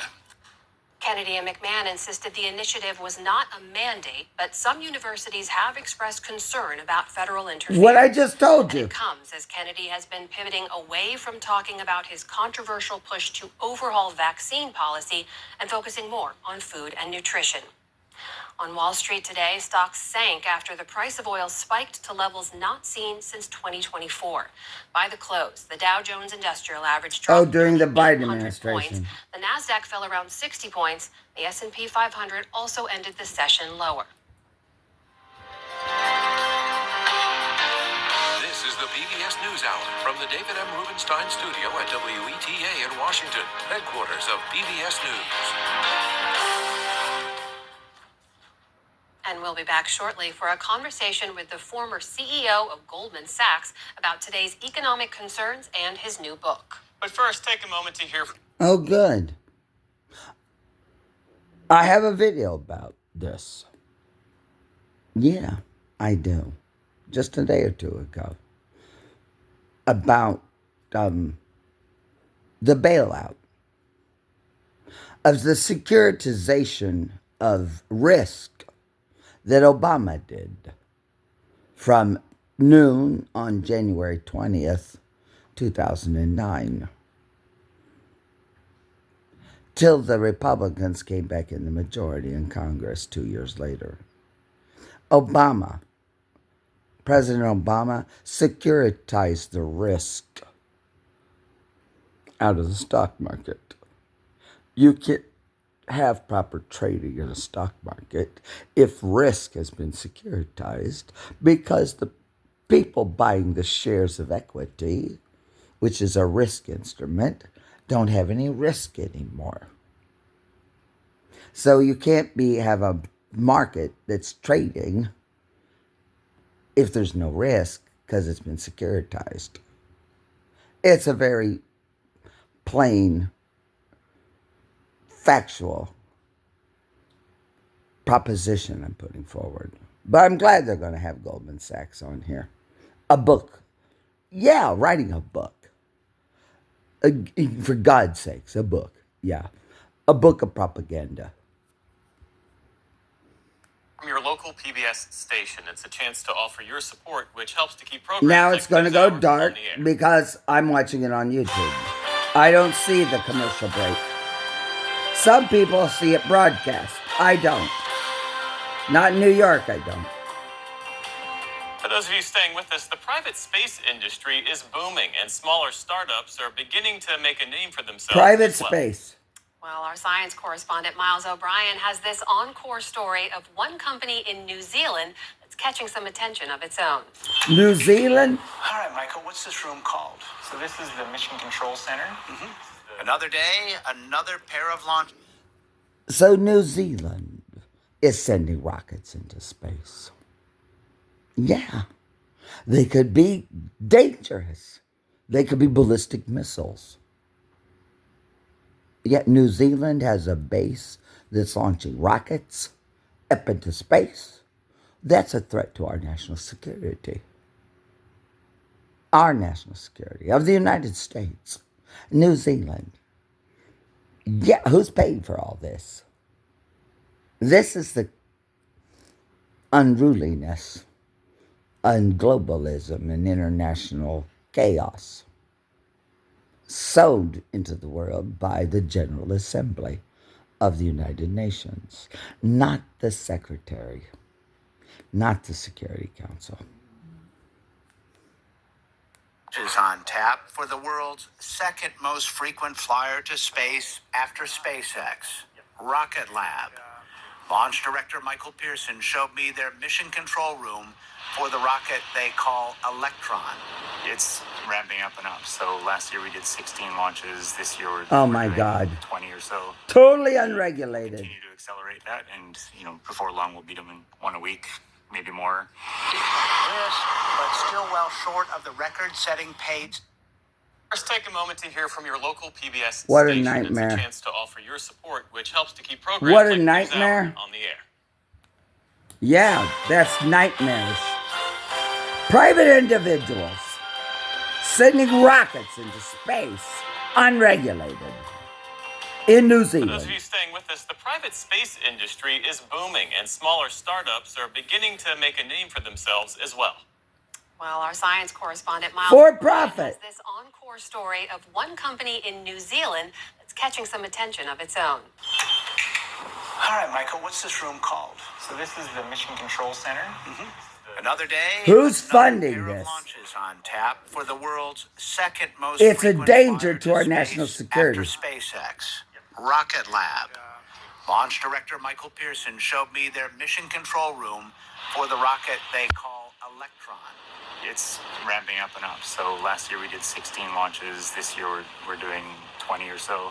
We will continue to accelerate that. Michael Before Pearson. long, we'll beat them in 1 week. Who's funding him?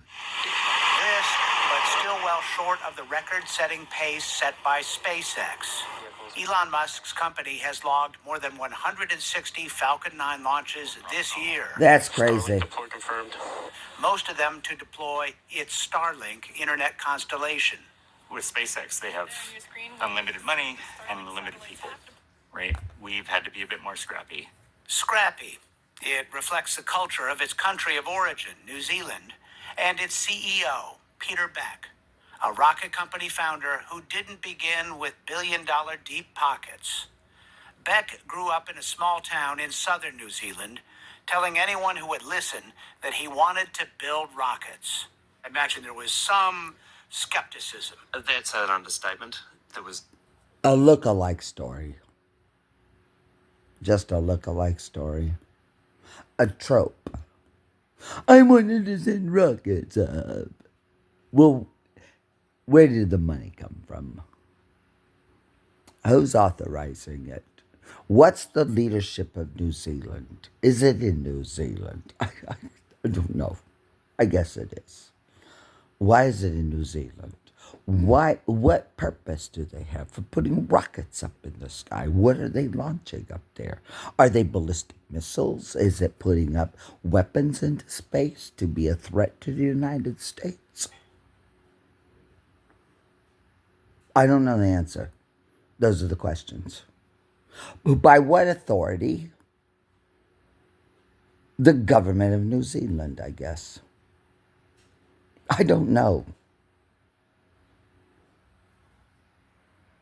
no trodden or obvious pathway. Had to start from zero and build it up, growing this company in That's an adversity. impossibility. He founded the company Look in at that. 2006. His second hire was Sean O'Donnell, now the chief engineer, special projects. So this facility is called APC, our Auckland Production Complex. So all electrons flow through here. Oh my God. The final assembly and testing all happens here. He gave me An American flag? rocket factory. We designed this facility to be able to build. No, that's not under the authority of the United Took me to States. the power pack, which houses 9 Rutherford engines. They Rutherford. are 3D printed, so they can be manufactured faster at scale. 3D the printing. first of their kind to reach orbit. You can't Rocket 3D itself print is the first this. orbital vehicle made entirely from carbon composite materials. So very lightweight construction, which differs from a lot of rockets which are made out of aluminum. Electron Aluminum. has enjoyed a long run of smooth sailing off the launch pad. 74 successful missions Look at out that. of 78 attempts. A 95% reliability rate in an inherently risky business. The main purpose of the fairing is to protect the payload. O'Donnell took me to the fairing, the pointy end of the rocket. Electron is built to deliver small payloads, weighing no more than about 660 pounds, to low Earth orbit. It may not look like much, but the miniaturization of electronics and sensors has dramatically shrunk satellites. Rocket Lab has carved out a near monopoly in Oh my launching God. small communications, Earth imaging, and sensing platforms. Spies. Private customers, NASA, and national security agencies. Rocket Lab is getting bigger with a holistic approach to space. It launched NASA's Capstone mission to the moon, Oh. built the satellites for the NASA. NASA mission to Mars, and is planning a privately funded mission to Venus. I just put up a video all about NASA. I did. It's corrupt. It's against the United States. NASA is. It is. I have a video I put up about it just recently. Yeah, I do. Yes. Here, I'll exit this. Yeah, I'll show it to you. I'll show it to you. To prove it, what I'm saying, that I put one up recently. I did put one up recently. Well, here's the one I just put up that I've been referring to. Yeah, Right here. Yep. Posted 1 hour ago. Yeah, it's midnight. Enemy of United States. Dirty treasonous dog. Media and Congress declare war on frenemy states. There it is. Yep, I put it up. Yeah, I did put it up. Well, here's the one I put up about right here. Ronnie? Here it is. Yep, March 4th. Yeah, on Wednesday. Yes, well, it's Friday now, but on Wednesday, March 4th. Adam Frank, Andrew Franconi, NASA, Prime Minister Keir Starmer, Government of United Kingdom, 87 minutes. Yeah, I put it up. From the Ditmas Park section of the Flatbush neighborhood, the borough of Brookline, County of Kings, the city of New York, state of New York, United States. The Northern America, the Western Hemisphere, planet Earth, our solar system, named Solar, because our solar system, they've never named it. No, it's just our sun and our solar system. They don't give it a name. From our solar system called Solar, somewhere in interstellar space, in a spiral arm of the Milky Way galaxy, somewhere then flying around this side of the Big Bang. And it is, it's 12:02. It's 2 minutes after midnight. It's 100 hours and 2 minutes. It's 6 minutes after right now. 2 days ago. Wednesday. 48 hours ago. Wednesday, the 4th day of March. No, well, 2026. And 24 hours ago. Doing right now? Well, we're going to look into this. Right here. This guy right here. This guy right here. His name is, oh my gosh. Wait a minute, where'd it go to? His name is Adam Frank. Yeah, Adam Frank. Well, that's enough. There's proof. I'm accountable. I am accountable. I'm accountable. Yeah. History. Yeah, it's easy to go back. Yeah, right here it is. PBS NewsHour. Today's other head exert more political pressure on the institution to see the policy he wants to see in place. I believe you know Kevin Warsh, right? Certainly is between consumers and my base case. The markets had their worst day. Sure. Oh my God. Institutions. The markets had their worst day today. First, take a moment to hear from your local PBS station. You have a basic so they can be manufactured faster at scale. The first of their kind to reach orbit. The rocket itself is the first orbital vehicle made entirely from carbon composite materials. So very lightweight. I don't know what Miles O'Brien's doing. Made out of aluminum.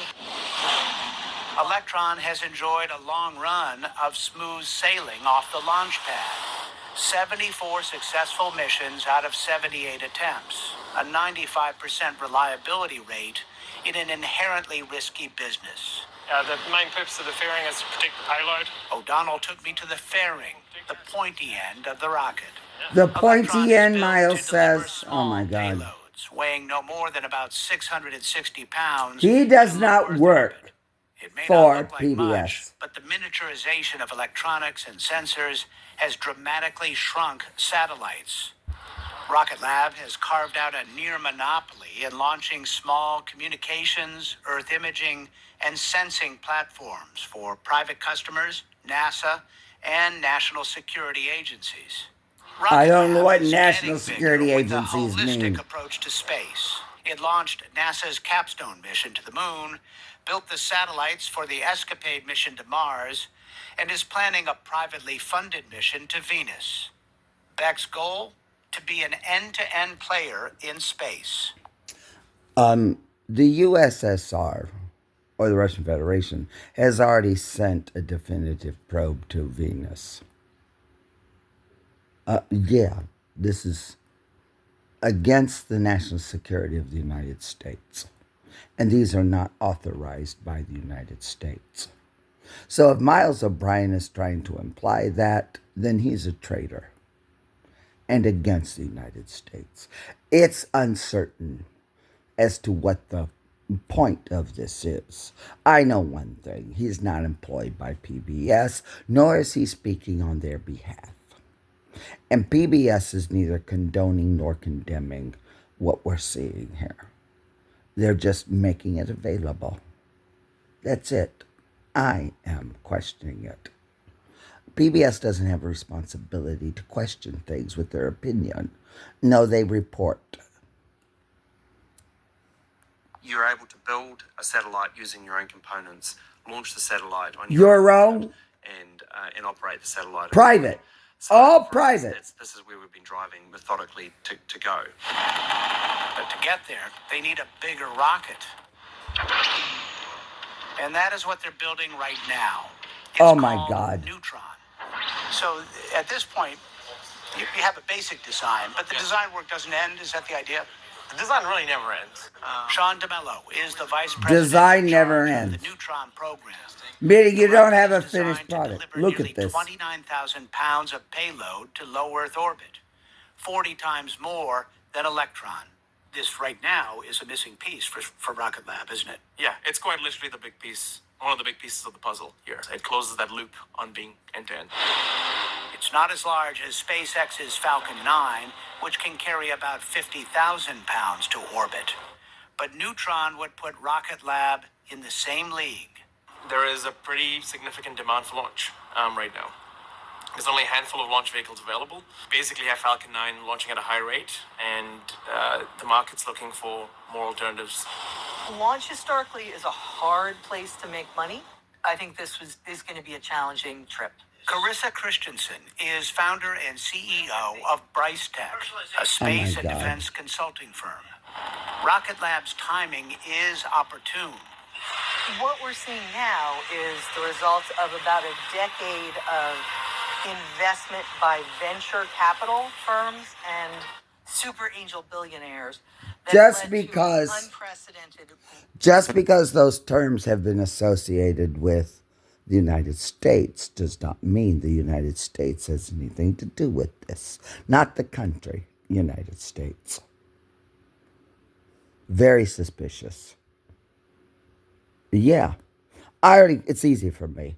This woman and the men and New Zealand, whatever they're doing, is against the national security interest of the United States, and they pose a threat to the world.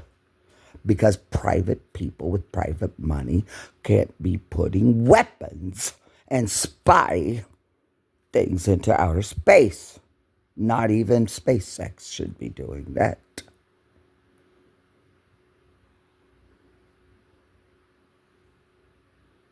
Let alone other nations.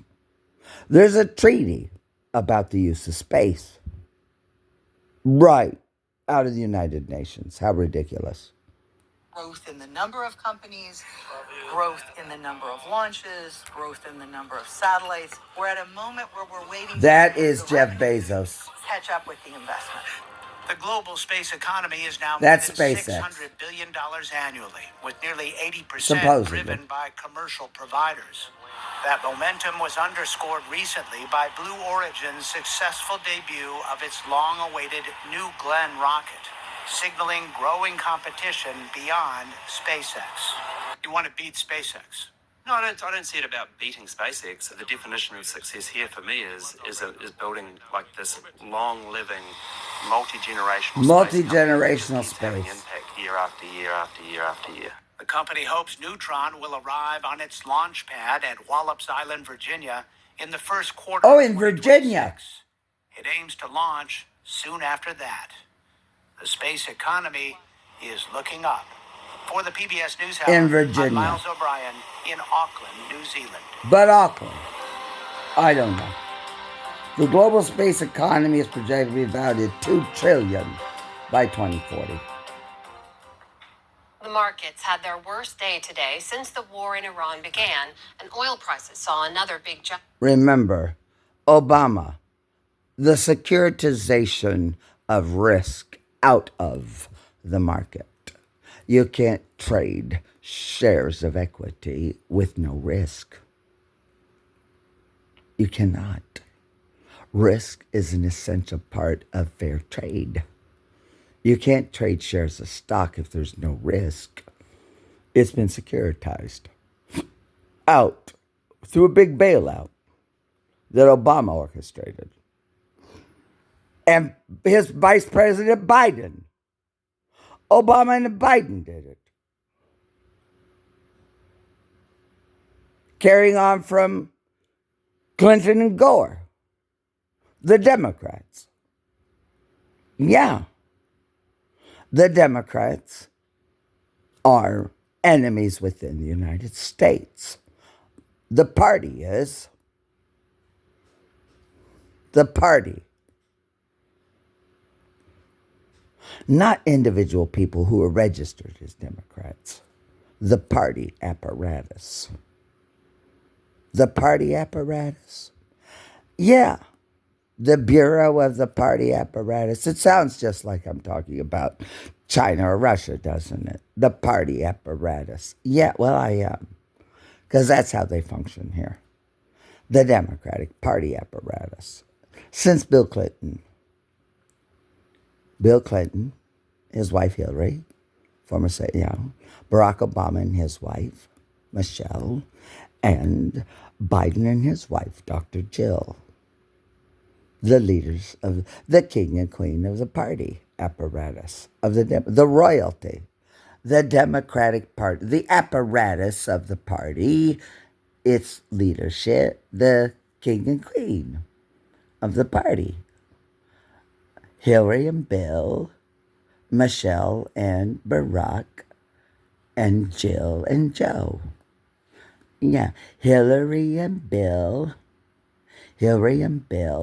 or Billary, Hillary and Bill, Michelle and Barack, and Jill and Joe.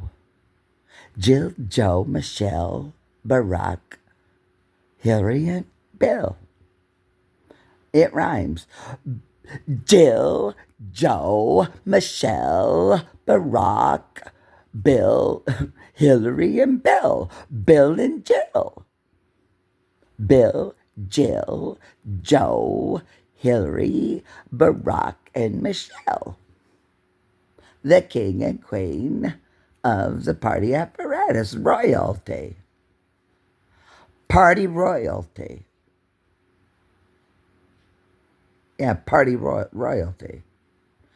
Who serve as the apparatus of the Central Committee, the National Committee, the Democratic National Committee.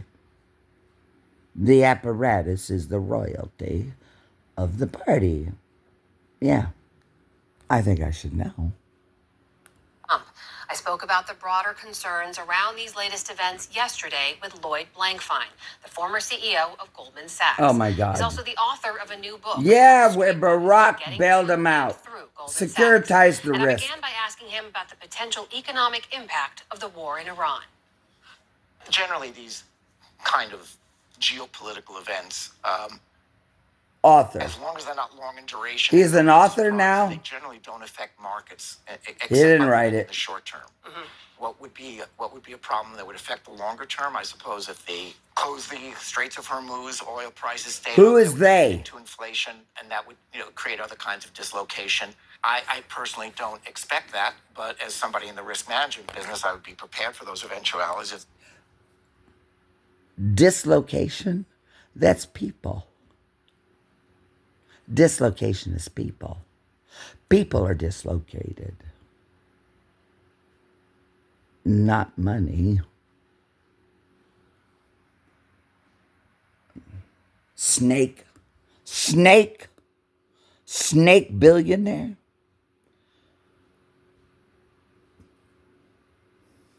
Finances the apparatus, the royalty of the Democratic National Committee. Yeah.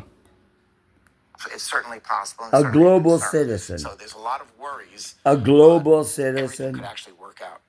If it's a shorter conflict, you're saying. That's If it's what a shorter conflict, well, if it's a long conflict, but it doesn't, but there's no great effect. We're not dealing in a part of the world that's a really big part of the global economy, other than the fact that it sources a lot of energy. There's so many wonderful insights Listen in your book how about insulting you he navigating is. both good times and really tough times running Goldman Sachs. And you talked too about how everything has cycles. And you said something about how we're getting close to the end of the late stages of this, meaning the good market cycles were due for a kind of reckoning. That caught my attention. No, the theory of the cycles. I'm not going to get into it, but the 100-year cycle, the 500-year cycle, the 1,000-year cycle, the 10,000-year cycle. The 10,000-year cycle. We're at the middle of the end of a 10-year cycle. From the oldest written record, the Epic of Gilgamesh, about 10,000 years ago in the city of Ur, to today. Yeah, we're passing into the age of Aquarius, astrologically. That's a fact. We are. How the constellations move around the sky. Yeah. Yeah, we're not moving from Pisces into Aquarius. No, they don't go in the order of the zodiac. I swear to God. They're talking about it. Cycles and years. So I'm just saying. Yeah. I'm only saying this because they're talking about it. What I'm saying is factual. Yeah, you can look it up. Astronomy knows where the constellations are in relation. We're passing into Aquarius, the Aquarian age. This is from 1960. This is the fifth dimension. This is the dawning of the age of Aquarius. Age of Aquarius. Yeah, there's a whole song about it. The Aquarian age. Well, it's coming now. 10,000 years back. Now is 10,000 years. Approximately. We're talking about 10,000 years here. Yeah, we're passing into the Aquarian age. Or the age of Aquarius. I forgot the age before. I have to look it up again. I want to say it was Sagittarian, but I'm not sure. They go in a different order. But it's on PBS today. Interviewing him in person. So he's in New York, in D.C. My base case is that things are going pretty well. He thinks things are going well. GDP is pretty good.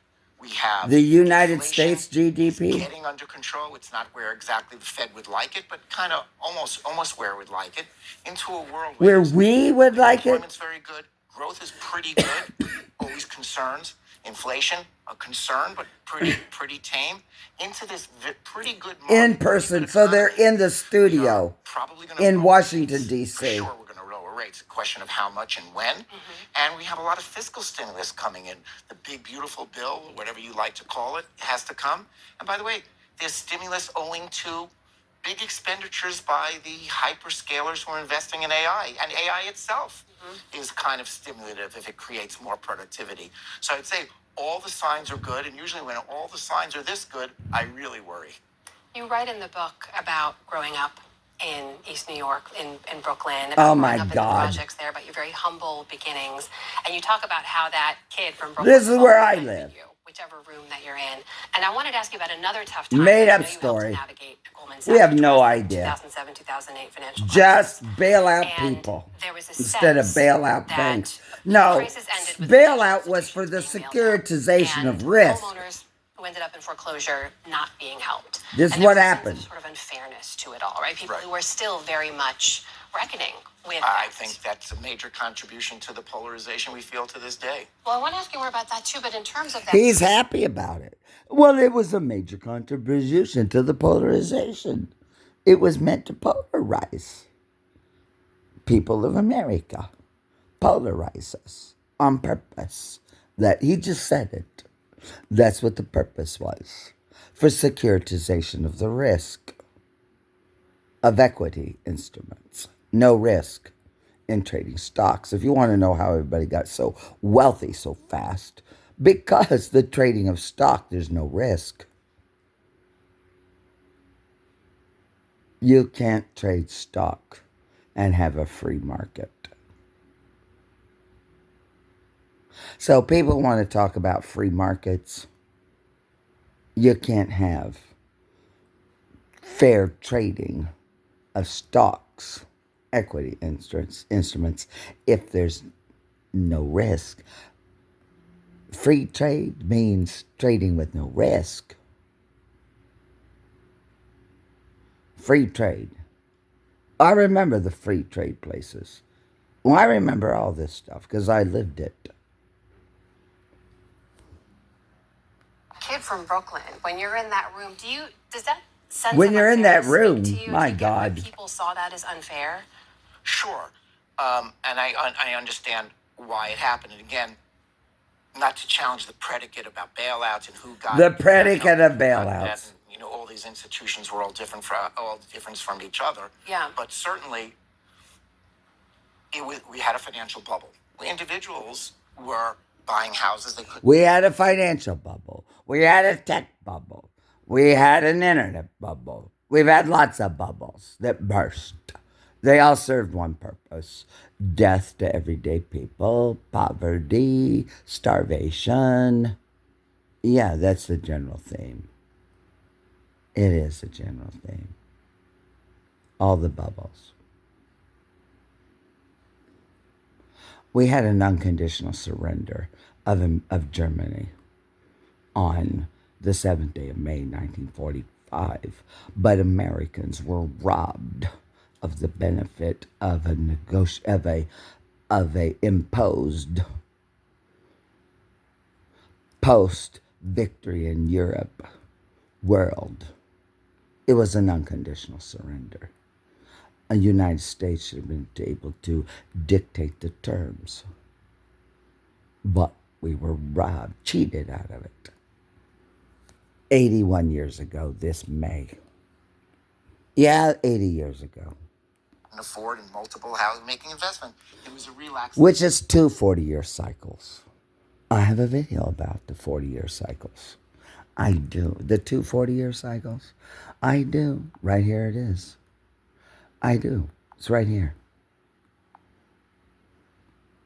Yeah. It's right here.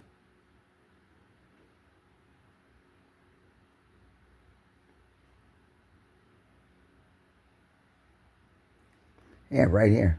This is it. Yeah. Posted on February 26th. Yeah. Well, February has 28 days. So 2 days for February. And today is, it's now Friday the 6th. So 8 days ago. Just 8 days ago. Just 8 days ago. It's 1 hour and 41 minutes long. Ronnie-Ward from the Didmas Park section of the Flatbush neighborhood, the borough of Brooklyn, the county of Kings, the city of New York, the state of New York, United States. Well, this is a video. Well, this is the date and time right here. It is. It's Thursday, the 26th day of February. But this website believes there's 215 capitals. Sovereign states. I don't know how many there really are. 9. Yeah, well, it's almost noon in New York. So it's almost. Oh, this is great. Right here. About time, past, present, and future.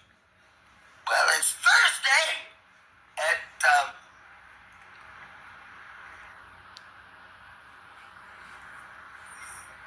Well, let's see what time it says. So this is a video of a video of a video. On Thursday. Yeah, Thursday. 2 a.m. actually, not 3. It's in my future. Thursday. Because I'm on Wednesday. I'm on Wednesday. It's Wednesday for me. It is Wednesday. It is. And this is in my future. Thursday. It's not Thursday. It's not Thursday for me yet. So, 2 p.m. 2 a.m. 2 a.m. That's my future. I haven't experienced Thursday at 2 a.m. yet. So the people in Tokyo have. That's my future. New York is my present. Yes. And London's in my past. It is in my past. Because they've already had nighttime on the same day. I mean, I'm going to have nighttime. Because the sun travels. The sun shines on the earth constantly. Okay? It does. It constantly shines on the earth. The earth revolves. So the earth revolves in an eastwardly direction. It does. It spins on its axis in an easterly direction. If you stood at the sun, or if you just put yourself in outer space and put yourself between the sun and the earth, and looked at the earth, looked at it in front of you, and could see it, well, it would rotate to the left, to the right, in an eastwardly direction. That's the direction it spins. It spins in a certain direction. It spins in an eastwardly direction. If you're on the planet, it spins in an eastwardly direction. That's why the sun rises in the east and sets in the west. Because the sun doesn't move. The earth moves.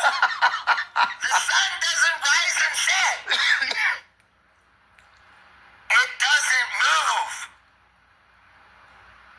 The earth moves. It rotates on an axis in an eastwardly direction. That's why they say the sun rises in the east and sets in the west.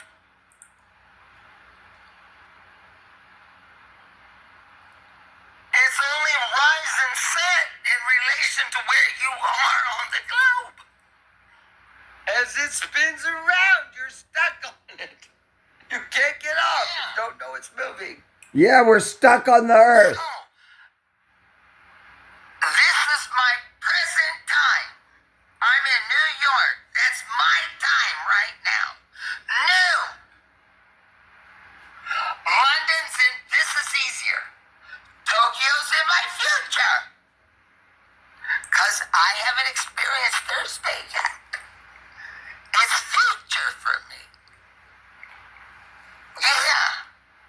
That time's in my future. But London's in my past. Because it's noon. In 5 hours, I will experience 5 p.m. on Wednesday. They've already had 5 p.m. at noon. So at my 5 p.m., London will be 10 hours in my past. Double. Yeah, that's why it's in the past. Because I have not experienced 5 p.m. on Wednesday yet.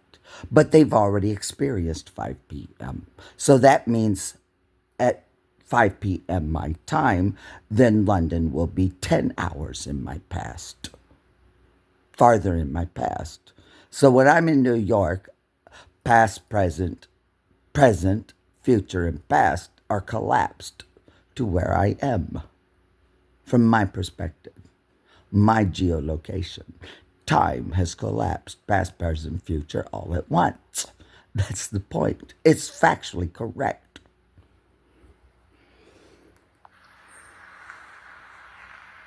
Because the earth goes in, because of the way the earth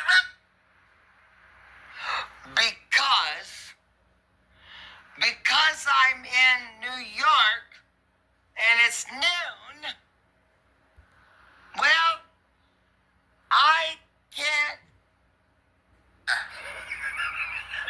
And if in London they've already experienced it, it has to be in my past because I can't ever experience it. It already happens.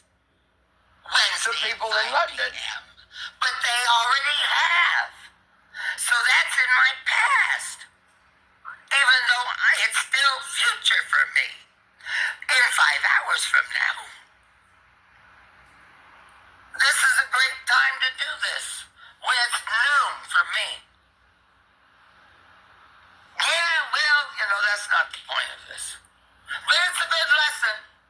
It is a good lesson. Yeah, we're repeating it again. It's a good lesson, all right.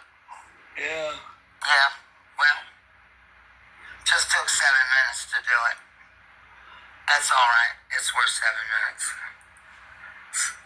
Yeah, it's worth 7 minutes. It is. Now, this is what I'm doing. This is what I wanted to do. Here. Well, this is one of my YouTube channels. Yeah. Dino Aldo. It's Dino Aldo. It is. New channel. Well, right here. Here it says history. View all. View all my history. Okay. Well, this is the last thing I clicked on. Right here. Well, this is really good. Because I'm examining on my YouTube channel history. So if you have a YouTube channel, whatever you do in your name, there's a place you click. It says history. View all. And it lists a bunch of videos all in an order. And you say, oh, look at that. It starts with the most recent one and moves backwards in time. It's a history of everything I clicked on. From now back to the past. Well, it just simply says the word. It just simply says. Wait a minute. What the hell is that? I don't know, for God's sakes. It is. Oh, my God. Most recent. Well. 8 days ago. It says history. So you think you see this list of videos. It's a record of what you clicked on, actually. History. Like it's important. Like your past. It's an accurate record. It's not. That's not what it means. History is not the right word to use. History doesn't mean your past. Because I show in this video what the most recent one is, the one before that, and the one before that. And they're there in the order. 1, 2, 3. The last one, next to the last, and the one before that. Here they are. Well, I end up clicking on the one that was 2 pegs back in the past and watch it again. Well, it jumps to the most recent one. And where it was 2 clicks in the past isn't even there anymore. So it's not an accurate record of the fact that I even watched them in a certain order. And things are in the list I didn't even watch. They just pop up automatically. And I was talking to Gemini AI, and I said, I pray to God that no court in the United States or Europe or anywhere has subpoenaed the records of your history of YouTube and used it as a weapon against you to prove that you watched certain things in a certain order sequentially and convicted you of a crime, because it doesn't work that way. So if anybody's been convicted with this history as an evidentiary thing to prove you watched something, it doesn't, because things I didn't watch, I was on autoplay or on the list, and something that was the third thing I watched now becomes the first thing. And it being the third thing isn't even there. So I pray to God, Europe, in your current effort to demand evidence from American tech companies, Mr. Prime Minister of Spain, in your recent announcement that you think the European Union should somehow countries force them with some regulation so you can invest